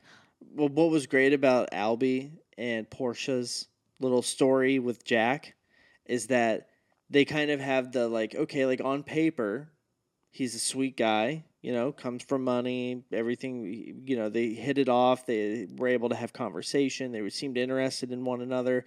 But Portia was saying like, oh, he just doesn't get my heart rate high enough, or it doesn't get my blood pumping enough. And the other guy, they kind of have that like, he has the danger, all the fun and everything, but look how that played out. Mm-hmm. And while she was doing that, Albie got to be too sweet and get taken advantage of, but also potentially lose his virginity and get that out of the way. Oh, you think so? Oh, I don't know if I don't know. he was naive, but I don't know about virgin. I'm throwing out all You're like, I saw those moves. possibilities. Yeah. He was putting in work. Yeah. But like he got to like get that out of his system and kind of learn that lesson, so that maybe he can be more well-rounded. Because then at the end, like Albie and Portia kind of like try to see, who knows? We'll see where this goes. Yeah. I mean, I kind of feel like Albie's already a little more well-rounded, at least than his dad or his grandpa. Yeah, a bit. He's just making the crucial mistake of trying to be the white knight. Yeah. And Too far in the opposite direction, maybe. Yeah. He's too naive. That's his downfall. Yeah. I think it's also interesting to see the grandpa and the dad. It's just kind of like the levels of like the generations of, you see the grandpa just flirting with every single female in sight, and both Michael Imperioli and Albie are like, oh my God, you can't do that. Like this is both embarrassed. Yeah, they're so embarrassed by it. But then Albie is also really embarrassed by his dad and the way he treats his mother and like always cheats on her. So I think Albie's viewing things in like he's learning the lessons, but at the end of the day, he's still a man, and he's still gonna. I think it's more the DeGrasso men's like view about women and being so taken up by women and it manifesting in different ways. Their masculinity toxic in quotations, maybe. Well, it's like Grandpa is so outward that Michael Imperioli hides it. And because Michael Imperioli got caught hiding it, Albie he's like overcorrecting and being like, it's like, I don't know if y'all have seen 40-Year-Old Virgin, but Yeah. He goes, I love women so much. I respect them so much that I just completely stay away from them. It's like he's kind of doing the overcorrection of like being too sweet, being too nice, not not being willing to be spontaneous, like asking to kiss her. And it's like, dude, there's been some pretty clear signals. Yeah, don't ask to kiss is how I feel. I mean, that's the biggest ick. Yeah. It's like consent is everything. But at the end of the day, we're all human, and we can, if a mistake was made, we can pull away. And you would know. Like, hey, Someone hey. will maybe smack you if you kiss somebody. You know what I mean? Like, if I'm just saying. No, if you lean in and someone doesn't want to kiss you, Simple lean. You'll get up. Yeah. And even if it lands and you're like, what was that? It's not the end of the world. No. Yeah. You know what I mean? It's like, you can be like, oh, I am so sorry. I misread something. Really seriously, I'm so sorry. And that's all that it has to be. Dude, before we got together, I was on a date with someone. I was on his bed. He played me guitar, shitty guitar. And he still was like, may I kiss you? We've gotten this far. What else are we going to do? We're here. Yeah. But I've been that guy. Yeah. I've 100% been that guy. But, you know, like, you have to, I think, like, personally, I had to learn. If you are concerned about, like, overstepping boundaries because you're on the internet too much and you're like, oh my God, like, I got to be careful. I don't want to get canceled. Right. You know? Then you overcorrect and you slowly unlearn all of that stuff. You know, and just like through trial and error of like trying to date and being too sweet and people just losing interest because you go on 2-3 dates and don't ever make a move. Just like Albie. Yeah, I've done that. Oh my gosh. See, I love Albie. I feel like Portia's making some questionable. Well, she's so, I mean, speaking of like post-pandemic, like she just wants to get out there and not be on TikTok and make bad decisions. I mean, I don't blame her for that, to be honest. Yeah. I mean, hey, you know, I love and have loved an Albie. Yeah. But I've also fallen for a Jack Mm-hmm. because of that danger. Also, they're always British and always not like proper, like posh Brits either. I don't know. Yeah. There's something about that. But edgy yeah. haircut. Yeah, something about an edgy, like, bad Brit that you know is like gonna hurt you. It's hot. Like, this isn't gonna end well, but let's do it. Yeah. Well, when you're on vacation too, you got to keep the options open. I feel like she should have just told him. I know she said she just wants to have fun, but she probably should have just been like, you know what? Let's not be like, I want to have, like, just, you know, I feel like she kind of like let him on a little. Oh, totally. Portia was using Albie. Yeah. Just for like something to, like, even She's in her bored. body language. Yeah. But Albie is so sweet and like naive and I don't know, like, you probably shouldn't fall in love with someone on vacation. It Yeah. never ends well. And you're going to have to leave eventually anyway. So. But oh my God, the thrill. Yeah, that's true. True. There's almost not even like, there needs to be a vacation specific missed connections thing for single people that are on vacation to be like, I saw you every day and I dreamt about you, but we never crossed paths and I never had the you know, like, I feel like I've had that experience at Busch Gardens. Like, Yeah. you keep seeing somebody in the line and you're like, oh my God. That could have been your meet cute. Yeah. You know, it's like one of those things where I know I'll never get. I even turned to Nikki while we were watching the show. I was like, we'll never get this again. You know, we'll never be single on vacation ever again. Okay, but speaking of like post-pandemic life, I don't know if you can necessarily, it's either like you will meet that person on vacation or you're never going to interact with anyone outside of your party you think on maybe vacation. it's coming from that place too? Yeah, I mean, like, who's to say that we'd be falling in love with people on vacation anyways? Like, people keep to themselves more. Yeah, or it's you're open to the misconnections and that's like a special moment and a meet cute. But I feel like there's no gray area anymore. Like, there's no like, we're going to probably talk by the cabana and then we're going to go on a date. I feel like you talk at the cabana and then that would be it, you know? Yeah. That's just maybe my experience. Well, definitely, like, if you go on vacation and you find yourself in, like, an Albie situation, like, you're going to go home thinking that you can make this work. But in, like, a week, you're going to be like, oh, yeah, this isn't going to work. Yeah. And so it fizzles.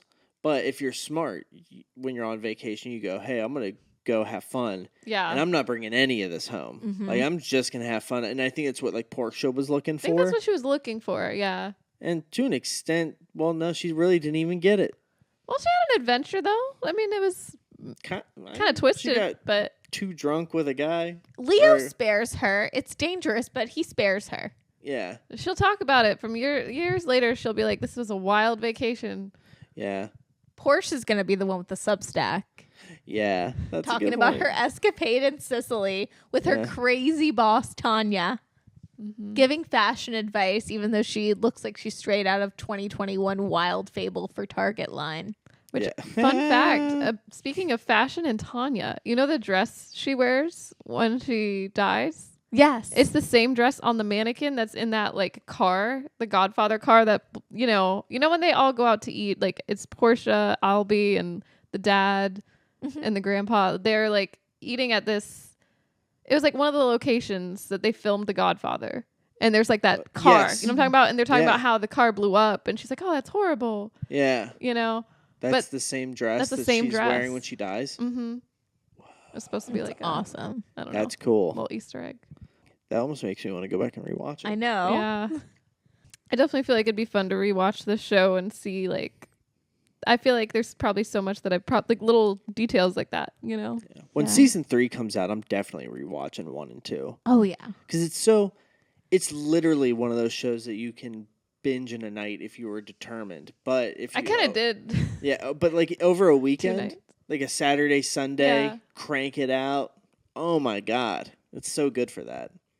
It'd be perfect. I feel like all these shows, the limited series, like Anthology, or the star-studded, like a Big Little Lies, you know, like a short little, like a White Lotus moment. That's good for binge. Yeah. Well, Anyway. White Lotus is just like Knives Out, the original, not the Glass Onion one, but Knives Out stretched over 8 episodes or 6 episodes or however many there are. I like the White Lotus better than Knives Out. I think I do too because of how much time there is to lay everybody out. It is interesting how they pace it because it's almost like you're on the vacation with them. Like each episode is basically the day of the week. Yes. So there's a lot of that like anticipation. There's a lot of like Ooh. I love the shots too of just the locations, like how beautiful it is. Like and they shoot on location, which is it's so cool. that is very refreshing. Yeah. Yeah. And it's like wherever Mike White wants to go at this point.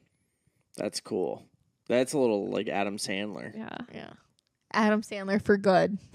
Yeah. Let's see. Ooh, let's talk about the couples.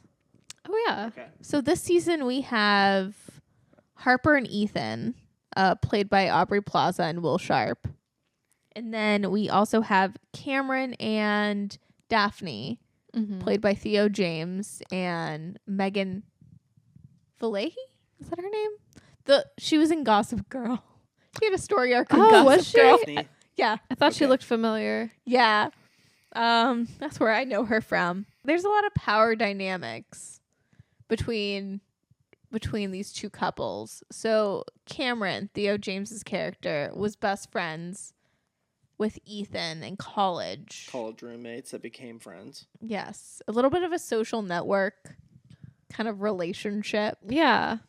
And you know, it's talked about that Cameron always wanted like the gals Ethan was trying to go for and always slept with them first and got with them first. Right. And Yeah. Ethan said something about because he was smarter than him. He felt like, you know. He felt better and that was superior in that way. Mm-hmm. That was a wild thing to say to someone that probably has never thought about what he's doing on that level. What do you mean? Like, I don't think Cameron was that calculating. Nah. I think Cameron's just operating however he wants and he's just kind of like living, I totally agree. you know? And I think that the neurotic guy Mhm. way overanalyzed what was happening and presented a narrative he had crafted that Cameron had never considered and was like, "Oh, dude, you brought a cute girl around and she wanted to have sex with me and I did that." You know, like that. So, It could be that way. Like he never like defends or says anything. He's just kind of like, "What?" You know, which makes me think it's like, unless he's like just got a really good poker face, I think maybe he does that too. I don't know. I think you're right though. Mostly he's just living life, and maybe subconsciously he goes after. Maybe it's not all on purpose, but maybe he's like, "Oh, I want what he has." Kind of. I think subconsciously, you're right, Brie, because like Theo James's character Cameron, right away states like his dominance by just detrunking in front of Harper. Yeah, he stakes his claim right there. Maybe that's it. Is he wants to be dominant of any situation, no matter what the situation is. He found out that Ethan is really successful now and has more money than him. Invite him on this vacation to Sicily. Show like subconsciously, just show how romantic and like put on a show with your wife in front of them. You know. The only thing I'll say about that is that when he does pull his pants down, he never like looks to see if she's looking. I literally think he's just out to lunch. Real power though, you don't care, you know? Yeah, like he's just kind of doing things, and like even when he and Harper kiss, she kisses him. Right? Isn't that how that went down? Or at least that's how it's told. Yeah. Like he didn't kiss, so he literally could just be like, "These girls come to me, dude. I'm just living my life." Well, he's not living up to the bro code, which is funny because he's the one that drops the bro code. Yeah, true. Which is, if you know your friend likes somebody, you don't hook up with them. Yeah, it's not related to cheating. Yeah, it's one of those things that you very quietly do. You know, you don't tell your bro. You know, unless there's the only time I've ever said anything about anything like that was I had a friend that was in a relationship with a girl that was sliding into my DMs, and as soon as I got them and saw them, I screenshotted them and just sent them to him immediately. It was like, "Hey, dude, you might want to talk to your girlfriend." Dang. Yeah. But like, to me, that was like he has to know. I can't just like play this off, and because that's even a little devious in its own way. But like, same thing with Cameron, not saying, "Hey, I want to let you know that your girl got drunk last night and kissed me," but maybe he was like, yeah. Maybe that's just human code. Yeah. When somebody makes a drunk mistake, you don't snitch them out. Yeah. Yeah. Also, he like looks like Theo James. He's an attractive man. Gals are going to be wanting to sleep with him or make out with him. It's just a fact. That's his flex. Good looks. Yeah. And money. And a great prosthetic dong. Do you think it was a prosthetic? It was, It yeah. had to be. They always have to be, right? They do. Like HBO is the home of the prosthetic dong. Huh. Like they've perfected it. Yeah. Well, Steve Zahn's balls were fake in season 1. Harry in Sex and Just Like That. Oh, yeah. That scene was really prosthetic. surprised me. Yeah. Yeah. Well, it wasn't real, Brie, so don't be alarmed. I wonder how they make the decisions of like, how big are we going to make his dick? Oh, man. Egos involved with that one. I can't imagine being an actor and, you know, being like, oh, it served the character to have a micro penis. But like that's going to be out there and everyone's going to think of me a certain way, you know? Yes. Funny. Yeah. It'd be like, because I doubt they would ever do this to a woman, but it'd be like, no, we imagine your character has smaller breasts, so we're going to strap them down throughout this movie. I mean, I don't think it holds the same weight. I don't think ladies' boobs define their worth. Men, you know, it's a tale as old as time. Okay, yeah, it might be off base. Yeah. I don't think you could compare it to a lady's anything. Because we don't have the power. We're just trad wives. You know? Oh. Just like Daphne. We're just, you know. We find ways to be happy. What is it? She's like so interesting. Like the way that she just is cool, quote unquote, with everything. Is she? And also, I don't know. Is Daphne cool with everything? But also, did Daphne and Ethan sleep with each other? Oh, because like they went off to that cave or something. I wondered about that, but they never show anything. They just cut. What do we think? I mean, I was going to say, the weird thing is that Ethan immediately comes home and bangs Aubrey Plaza. the hottest scene. I'm not even into sex scenes like that. Hot. Yeah. But, like, you wouldn't come home and bang your wife just after you cheated on her. Maybe. There's smells You just involved. like lift your head, Brie.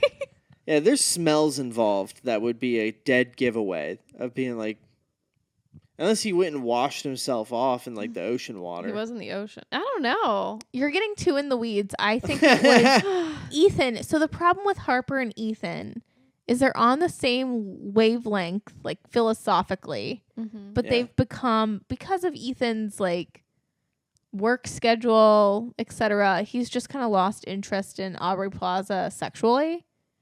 And, you know, she feels really insecure about that. And Ethan, I think, does sleep with the Harper, Daphne.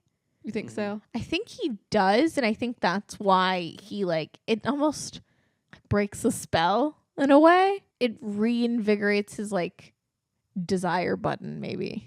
Do you know what I mean? Like when you've been like repressed for so long, or like even if you've done it to yourself, like it seems like Ethan, you know, just basically gets the poison out and whatever, but like is very focused and rigid. Oh yeah, on his new success, and like they're both kind of focused and rigid. Yeah.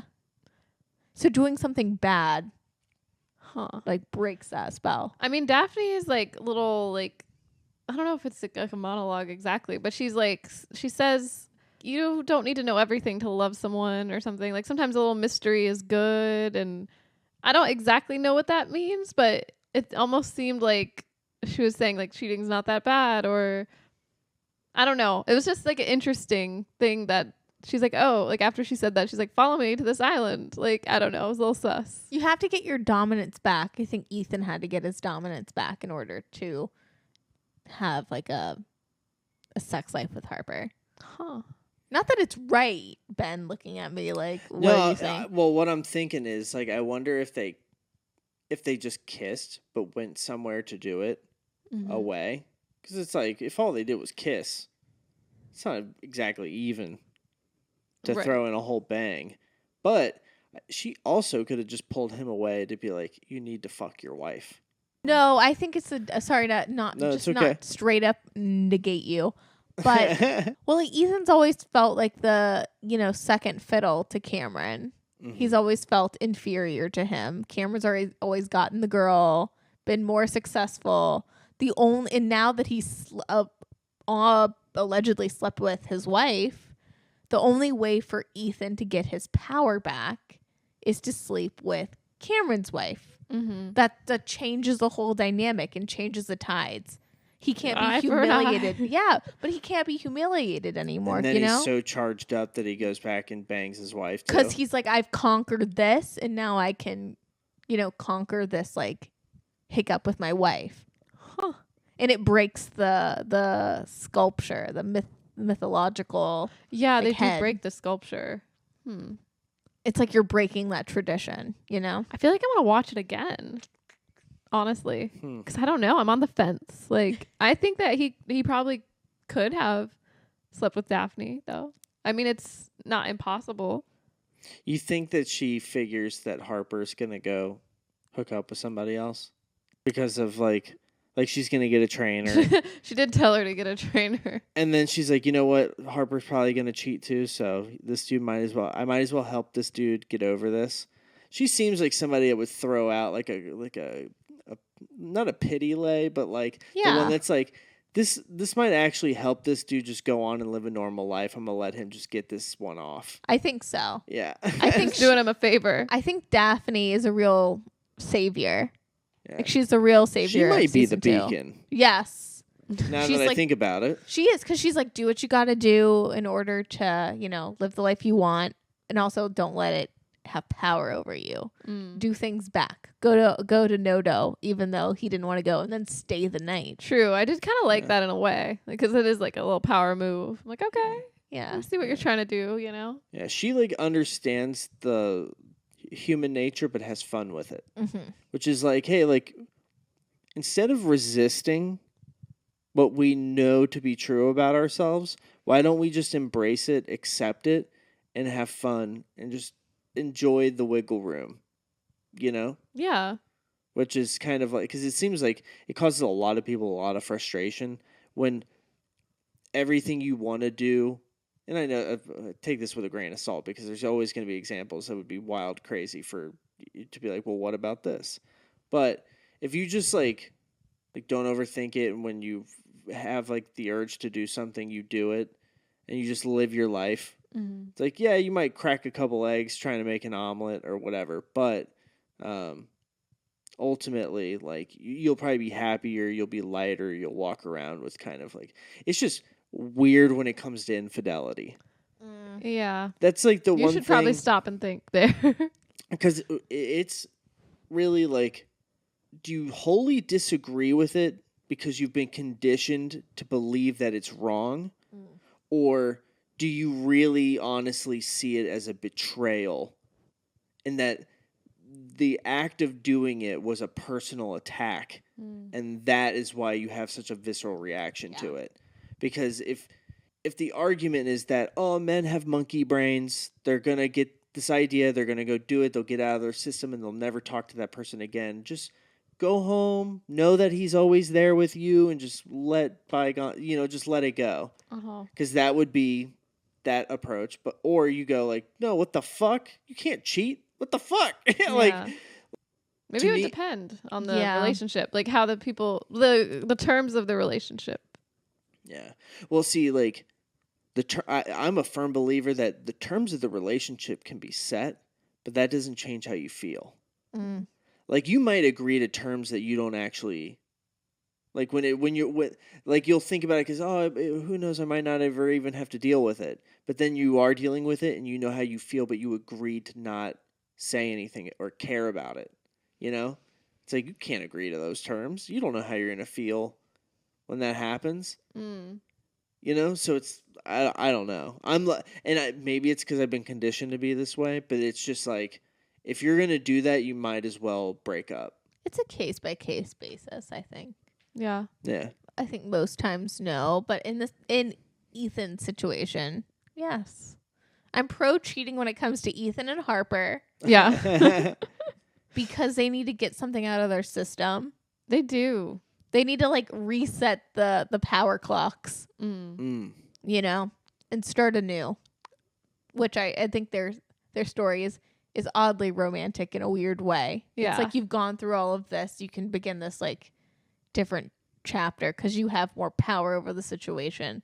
Because they start off, you know, Harper's obviously very insecure, even though she puts on a front.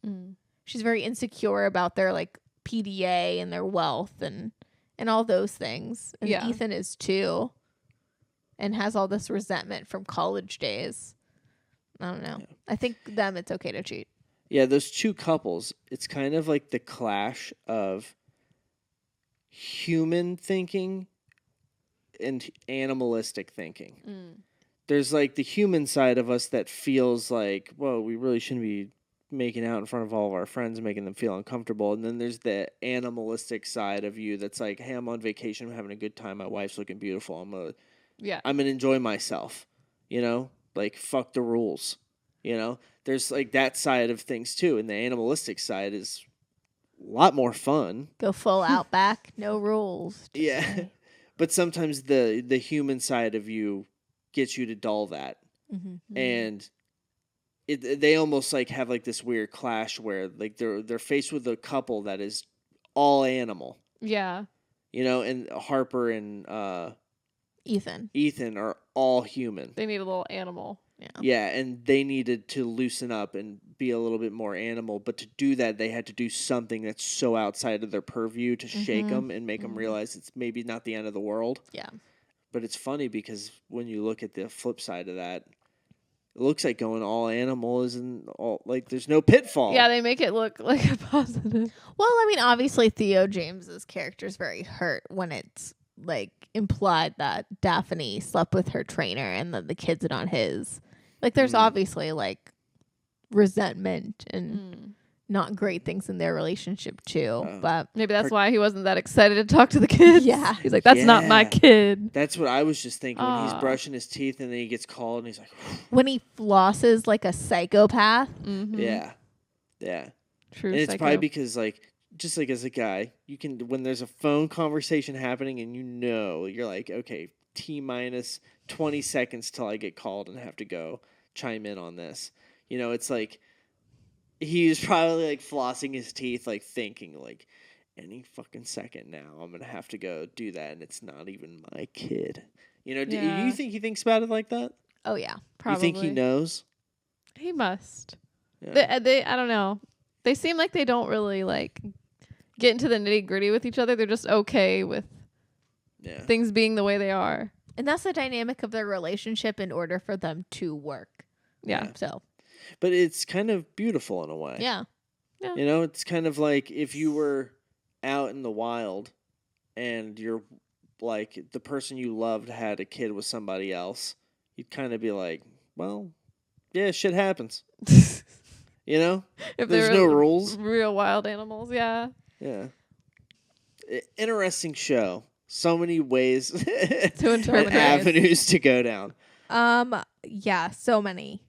Well, we got to talk about Portia. Yes. Well, we kind of did. Well, I want to Bree looks personally offended. What? Wait, what? Oh no, I was just gonna say I love her style. Oh my God, no. What? What? You I love didn't like her style at all. Oh, I think it's god awful. Oh, I love it. Well, not like all of it, but I love her swan sweater, and I love when she wears that dress with like the white sneakers. Like when she goes, I think it's when she goes on a dinner date with Albie, maybe.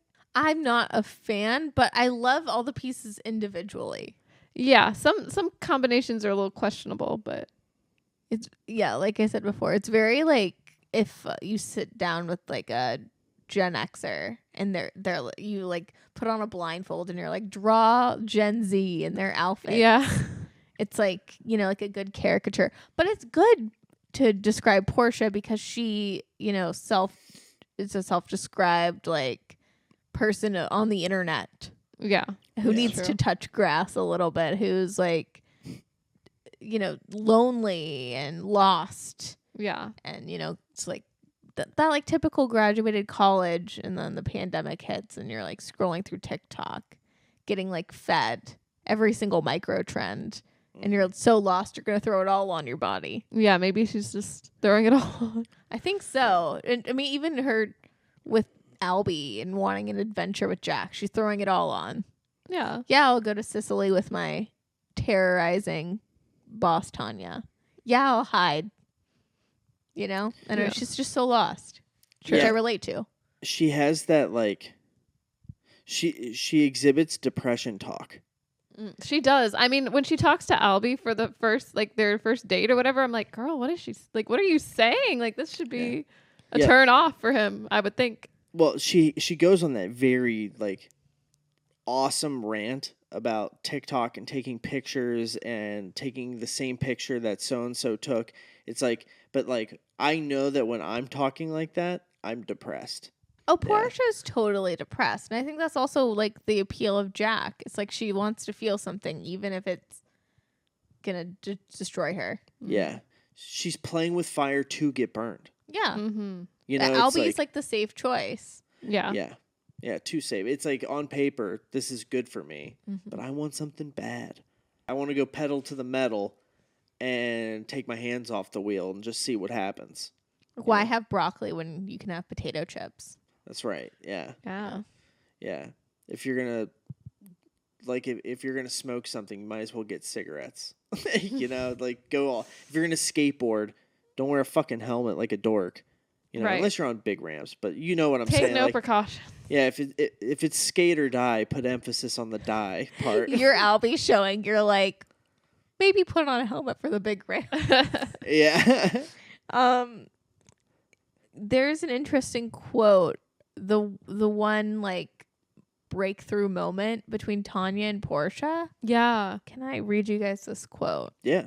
Okay, so Tanya tells Portia, when you're empty inside and you have no direction, you'll end up in some crazy places, right? But you'll still be lost.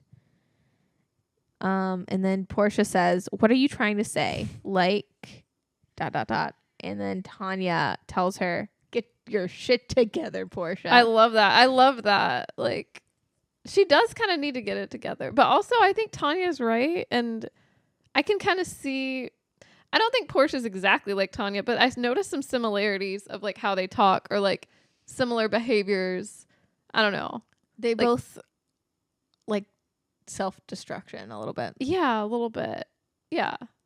Because, like, Tanya's looking at the eye of the storm when it comes to... So she meets these, like, fabulous gay men, Quentin and co, played by Tom Hollander, who are actually hitmen sent by her husband, Greg, a.k.a. Uncle Rico, Oh my gosh. to kill her for her money. And you can tell her she's staring in the eye of the storm because she sees the picture of Greg going full broke back. She knows what's happening. Mm-hmm. She still is like, oh, maybe I will have some cocaine.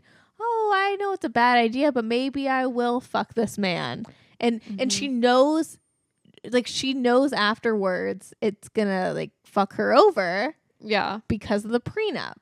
And she still continue, you know, until the very end when she like murders them all. But can we talk about Tanya's demise, or not demise, but her fate for Yeah. a second?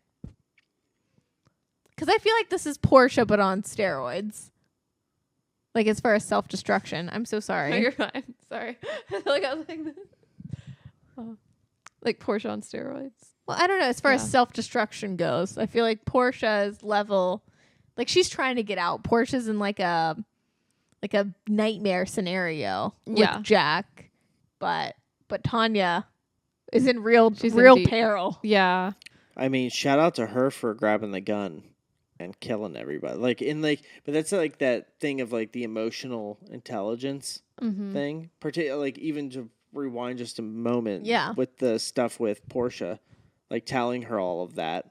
It's like, she was feeling the vibes on that boat.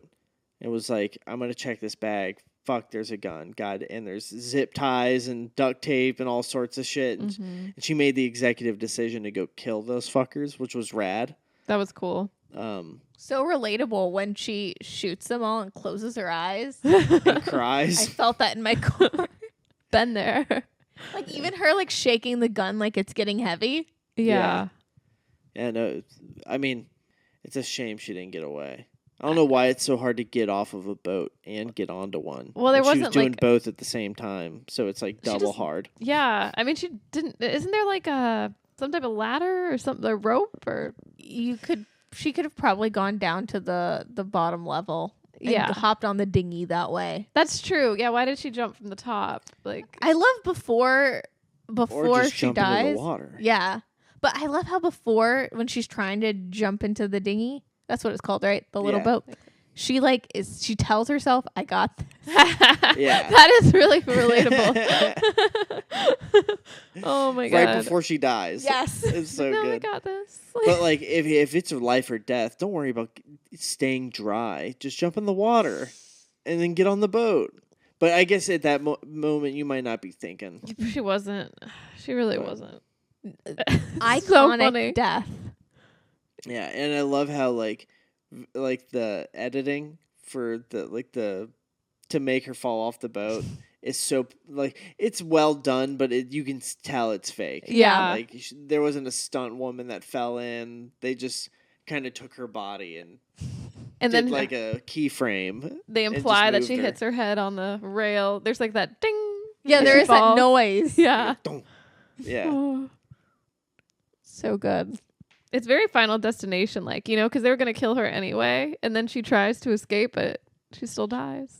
Oh yeah. Can't escape her fate. It was her time. It was. Yeah. It's because they wrote it that way. Yeah. They really didn't have. Like, dang it. But it is funny. So, Yeah, I was so sad to see Tanya go, but I loved the way she left. yeah. If you're going to leave, at least you left an impression on us, That scene is wild. These gays are trying to murder me, and then everything that follows is wild. Yeah. It's like the best moment of TV in Oh, I don't know how long. when Portia calls her off of that guy's phone and he realizes what she's doing Mm-hmm. and like snatches the phone and Oh my God. That's when it's like, oh shit is like, I mean, we all know what's happening, but like, The fear. yeah, for Portia, because she's like, oh shit, like, no, this is something for real up. Yeah. Because nobody would do that. No. I mean, Portia does get that like little sixth sense, like twinge that something's wrong. Yeah. But what? You know what's wild? What's the first thing he says to her when he snatches the phone back? I don't remember. I don't know. What were you doing? What are He you says, thinking? was that an international call? Oh. That's going to cost me money. Is that what he says? Yes. It's because you know what he has to do for money. And if he can't afford to pay for that call, you know what he's got to do? He's got to fuck his uncle. And that's what's probably going through his head, and that's why that's the first thing he asked. Damn, dude. Damn. Because, like, anything monetary has to come from that guy. Yeah, because he's of always... the deal he's made. Oh. That sucks. Also, the other deal is that he has to keep Portia away so they can kill Tanya. Yeah. Which is so funny watching it for the second time and seeing like the look on Greg's face when Tanya's like, "Oh yeah, I brought my assistant Portia," and it's like why is she here? She needs to leave. It's because he's planning on killing her the whole time. So then the Jack situation has to go into the fold because you have to get Portia away. Yeah. You have to like, make this plan. Right. I didn't think of that. That makes sense why he'd be irritated. That's why he slinks into the pool that night while she's sitting there. Like, total planned move. They're like he's like, okay, this is time. Because he even, like, gets in the pool and says something awkwardly, like, out loud. Doesn't he say something about how cold it is? Yeah. Or something, like, immediately trying to open the door for conversation. And then Albie showed up. Mm-hmm. Albie. Poor Albie. Which, can we talk about Albie and his relationship with Lucia? Yeah. Played by Simone Tabasco. Which I'm sure we're going to see her again because she's beautiful, talented. I love her fashion in this. Her bob. I love her bob. Yeah. I love that Albie had this experience with her. And I also like that what was good for Michael Imperioli really worked out for her. He got to like write this karmic debt for himself in the eyes of his son and maybe try to really actually make a gesture of repentance so that way he can go into trying to rekindle this relationship with some semblance of respect for himself. Of like, I have made a gesture. I know that I feel like I've paid a literal cost. And that worked out for her. It was a win-win. I feel like with this season, the staff of the White Lotus, Sicily, come out on top. They win, yeah. They win as opposed to That's refreshing. season 1. Even the escorts. The escorts win the most. They win yeah. Mia gets to be the lounge singer at the White Lotus. Because I think it's really funny when that god awful Italian singer Giuseppe, when Mia wants to sleep with him and has like the pills from and Lucia, he can't get his dick hard. and she thinks it's Viagra, but it's actually like ecstasy. Yeah, I think it was Molly. And he's just like, does he go to like in cardiac arrest? Yeah, something. He just falls out on the floor. Yeah, like what connections would you have anyway? Yeah. Yeah. Men Now ain't it's shit time to think about is the it. theme. Men are trash. Ben. Except Ben and except Albie. Yeah. Well, yeah, I don't know. It's just, it's hilarious how that whole situation played out. But I was thinking about that. I was like, dude, like, he's got to feel some type of way about this. No remorse for Giuseppe. Fuck Giuseppe. Get him out. He was bad. He was bad. Yeah, The he guests was hated bad. him. That was his big sin, was that he was just bad. He was a bad I performer. love the old man when Mia becomes the pianist and like the singer, and he was like, yeah, that other dude wasn't good anyway. Yeah, he's like, you're much better than the other guy. It's hilarious. No. Man. Any other storylines? I know we really skipped Valentina, but Oh yeah. Well, she's the queen. I love her. Well, she's kind of wrapped up with Mia in that whole play to get the job. You know, Mia is kind of like the secret mastermind. yeah, she's actually got a lot of great ideas. She manipulated 2 adults Uh-huh. and got her way. And it's funny because Lucia thinks she's like bringing her up to speed. But I think Mia knew what the fuck she was doing the whole time. Like she had her sights set for that piano. Yeah. You know, like she had a different plan. She wasn't there just to bang dudes and get money. And I think she even kind of alludes to that when they're like in the bathroom getting ready and Lucia kisses her. Playfully, of course. But there's something, I had that feeling of like, she's not really here to just like sleep with dudes and get money. Yeah, she has a big plan. Yes. Yeah. But But she's Lucia going to has- do similar things to Yeah. get it, you know? And I mean, I don't think she took advantage of Valentina. No. Like, I don't think she manipulated Valentina in the same way. No. I think there's a humanity to Mia that's a little different than Lucia. Because Lucia does play Albie and take his naivete to her advantage. Yeah. But I think Mia is just very nuanced. I don't know. I've never seen a character like that quite like Mia, because you're right. She's really driven. She wants to, be a singer, and she gets it. And she knows that sleeping with Valentina will do that for her. But also, I don't know how bad it is. I don't think she was doing it maliciously to hurt Valentina. Yeah. And it seems like she kind of wanted to, or it didn't bother quite as much as like the old piano dude. Like she was like, Yeah. ew, this is gross. Like, but she's like, I'll do this for you, whatever. Like, Yeah. you know what I mean? There's an odd kindness to it. Yeah. Like she was like exchanging, like doing her a favor in order to get this. It wasn't like manipulation. It was just like a give and take almost. Yeah. It was more like a give and take.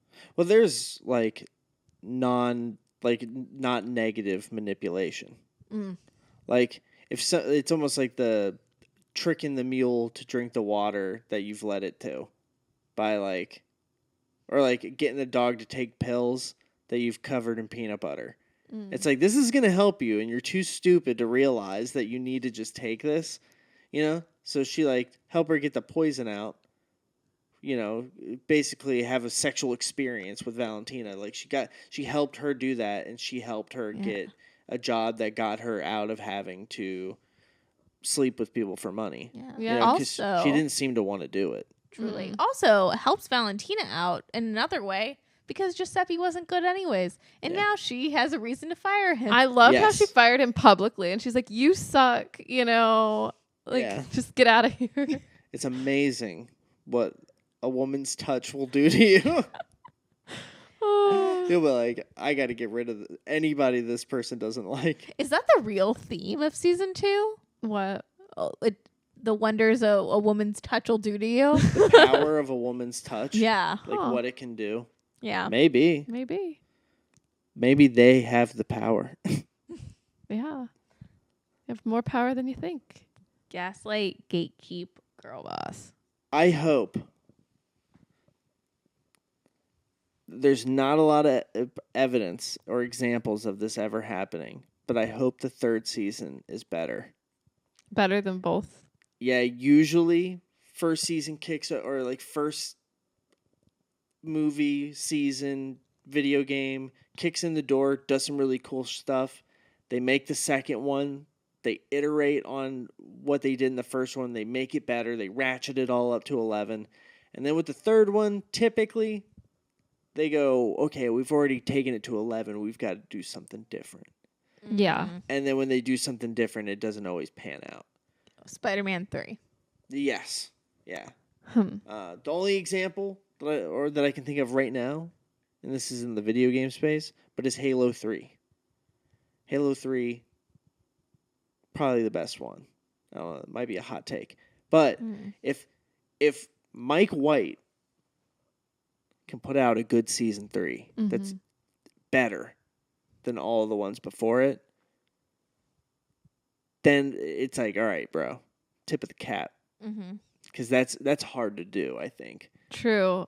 And I feel like our eyes are going to be on him because, like, the show's been a success so far. So, Yeah. It's won a lot of Emmys or gotten nominated. Okay. Yeah, it hasn't won anything? No. Okay. Also, just circle back a little bit. Aubrey Plaza got nominated for an Emmy for her role as Harper. Right on. And I'm glad to see Aubrey Plaza's getting her flowers, especially in this season. yay. No, I love Aubrey Plaza. I also love seeing her pissed off. Like, I feel like she plays that, like, that mood, you know, just so well. I loved this character too. I loved seeing her like play a real person. Yeah, she's usually like Yeah. a caricature. Is she hot? Do we think Aubrey Yeah. Plaza's hot? I Yeah. think so. Yeah. Yeah. It's like, it's weird because it's like, I remember thinking she was hot in like first season of Parks and Rec, when now if you go back, it's like, okay, she was cute, but she wasn't hot, you know? But yeah, no, she's a smoke show. What I would like to see her in is that Child's Play remake or reboot. I never saw I it. saw it. Yeah, I liked it. Okay. Oh. Because she plays like the mom. Yeah. Because like, I remember seeing that and being like, oh wow, she's like taking some interesting, like weird, she's doing a lot, you know? She's kind of all over the place right now. If you want to see hot Aubrey Plaza, Ingrid Goes West. Okay.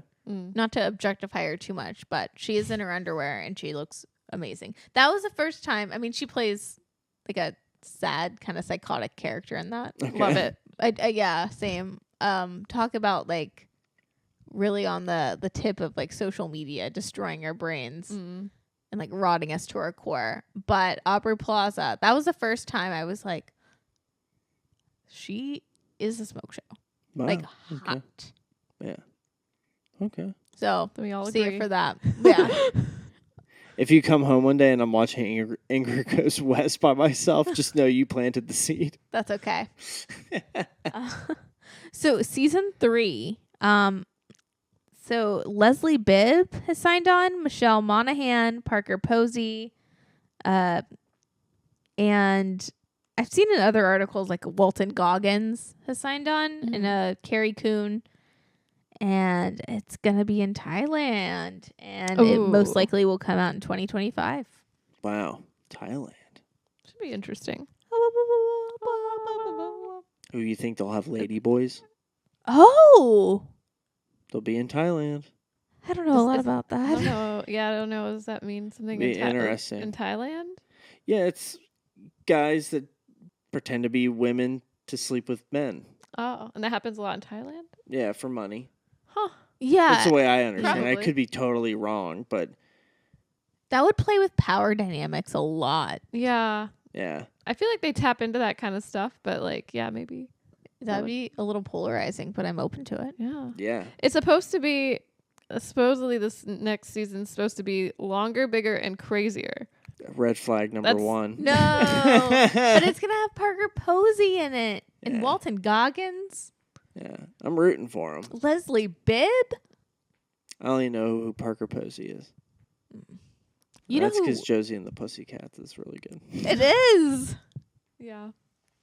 What are your thoughts, Brie? Man, it's going to be hard to tell. I do feel like season 2 might be a little better than season 1, but it's hard to imagine what they would do. Because I feel like they comment on so much, you know? What would they do to make it different? Maybe it's, Find the Way It Is. Like, just kooky characters. I don't know. I hope Parker Posey plays a big role. Is she gonna be the new Jennifer Coolidge? That's what I'm thinking. Like, Ooh. because she plays like, like in Josie and the Pussycats, like playing the villain, like the over the top kind of. She does it so well. Yeah, so maybe she'll be like a kooky character like that. I don't know. I'm hoping. Fingers crossed. Yeah. Your mouth to the Mike White Lotus God's ears. This episode's probably as long as the season of White Lotus. Yeah, maybe. I don't have no idea how long we've been going. But thanks for having. I mean, this was a lot of fun. I enjoyed watching White Lotus again. Thanks for giving me a reason to go down that road. White Lotus is a really good show. I'm gonna hold on to faith for season 3 and just hope that it'll be fun to like be looking forward to the day it drops and getting into it right then, because I think Yeah. season 2 had like just come out, and then we went back and watched 1 and 2 around that time. So it'll be interesting to be aware of it coming out and being like anticipating it and being hype and wondering, are they going to drop it all at once, or are they going to do the HBO What do they do thing for the of- other seasons? Was it the one at a time? episode. And Oh, they did it like they do Euphoria. Because I don't mind that. That creates the anticipation. Yeah, I crave that. Ooh, that's that the would way be to do cool. it. That Yeah. would be It really creates rad. water cooler moments. And in this day and age, we need that. We do. Since we're not a monoculture anymore, we got to take what we can get. Yeah. I mean, okay, so first season came out in summer of 2021, second in winter of 2022. We're getting a good 2-year chunk for Mike White to work his magic for 2025. So my hope is with that cast for season 3, with the Parker Posey and the Leslie Bibb of it all, like, we're going to get something really good. That's my hope.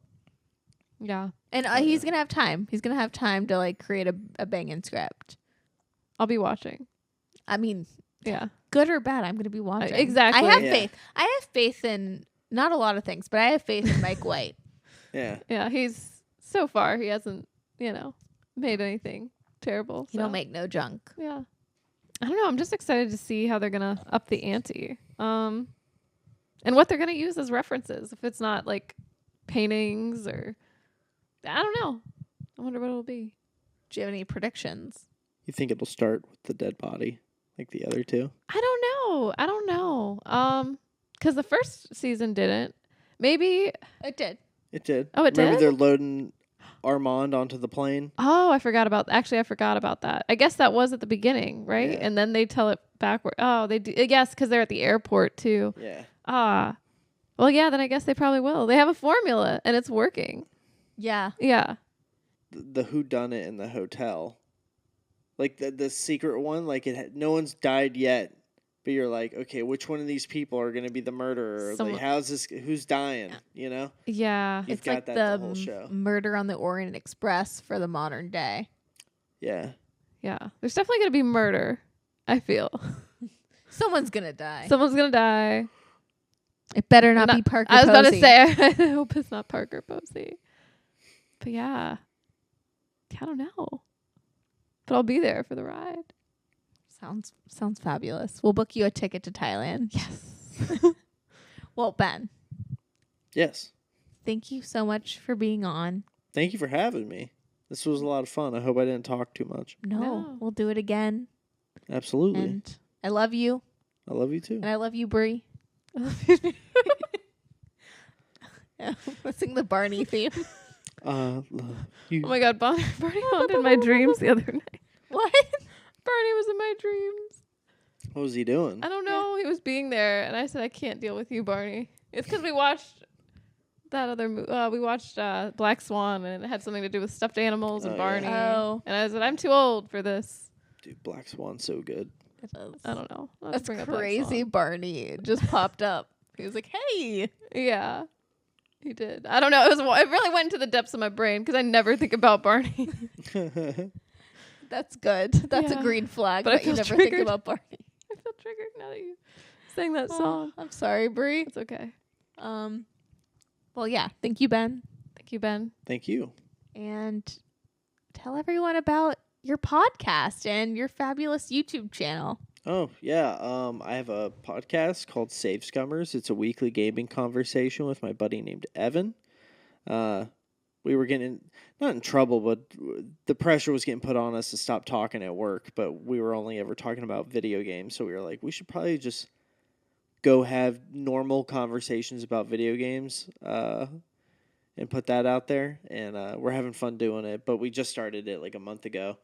And then I've revitalized my YouTube channel called Hitbox Detective, where I make like videos about video games, like opinion pieces about them, reviews, retrospectives. But now I'm going a little bit more casual about it, so it doesn't feel like so much work. I can basically like sit down and crank out a video in a day if I need to. So that's nice. but they're really good retrospectives. Oh, thank you. And yeah, I don't know. I'm a big fan of the Hitbox Detective, and it's fun to Same. see your journey. Thank you. Yeah. I took some time off, like a little over a year. But yeah, But you're back. I'm back. Yeah, and I'm not overworking myself. I'm just having fun, Nice. you know? You're like the Jennifer Coolidge of video game YouTubers. Yeah. We'll see how far that gets me. I'll end up dead in the water. No, or Jennifer Coolidge, all those spawns for like she was like face of Elf recently. Oh, was she really? Yeah, you know, she's working. She's booked and busy. I So love that. Let's go. so J. Cool. J Cool. You're like the J Cool. Yeah, I'll take it. There's J. Cole. There's J. Cool. And then there's Ben Scott. And then there's Late to the Party with Nikki and Brie. Yeah. Save Scummers is available on Spotify, Apple Podcasts, and Google Podcasts doesn't exist anymore, but we are live on YouTube Music, which is what's replacing Google Podcasts. So, Oh. and if you listen there, it counts for the video too. So thank you. Oh, that's cool. I thought Google was still a thing. Yeah, it's out. They Baby. they That's out. literally closed it yesterday. Wow. Yep. So it's no longer a thing. I just picture like the little yay. It's like Google Podcast. Yeah. The confetti. Yeah. Oh. Well, thank you guys so much for listening. Yes. Rate and review us on Apple. And Spotify, but I not feel like on I just Google called- Podcasts. Not on Google Podcasts. And we'll see you next week. Bye. Late to the Party is hosted by Nikki Jensen and Brie Piccone. Our podcast is produced by Grace Dunbar and edited by Brie. That's me. Thanks for listening. Make sure to rate and review us on Spotify and Apple Podcasts. We'll see you next week. Bye.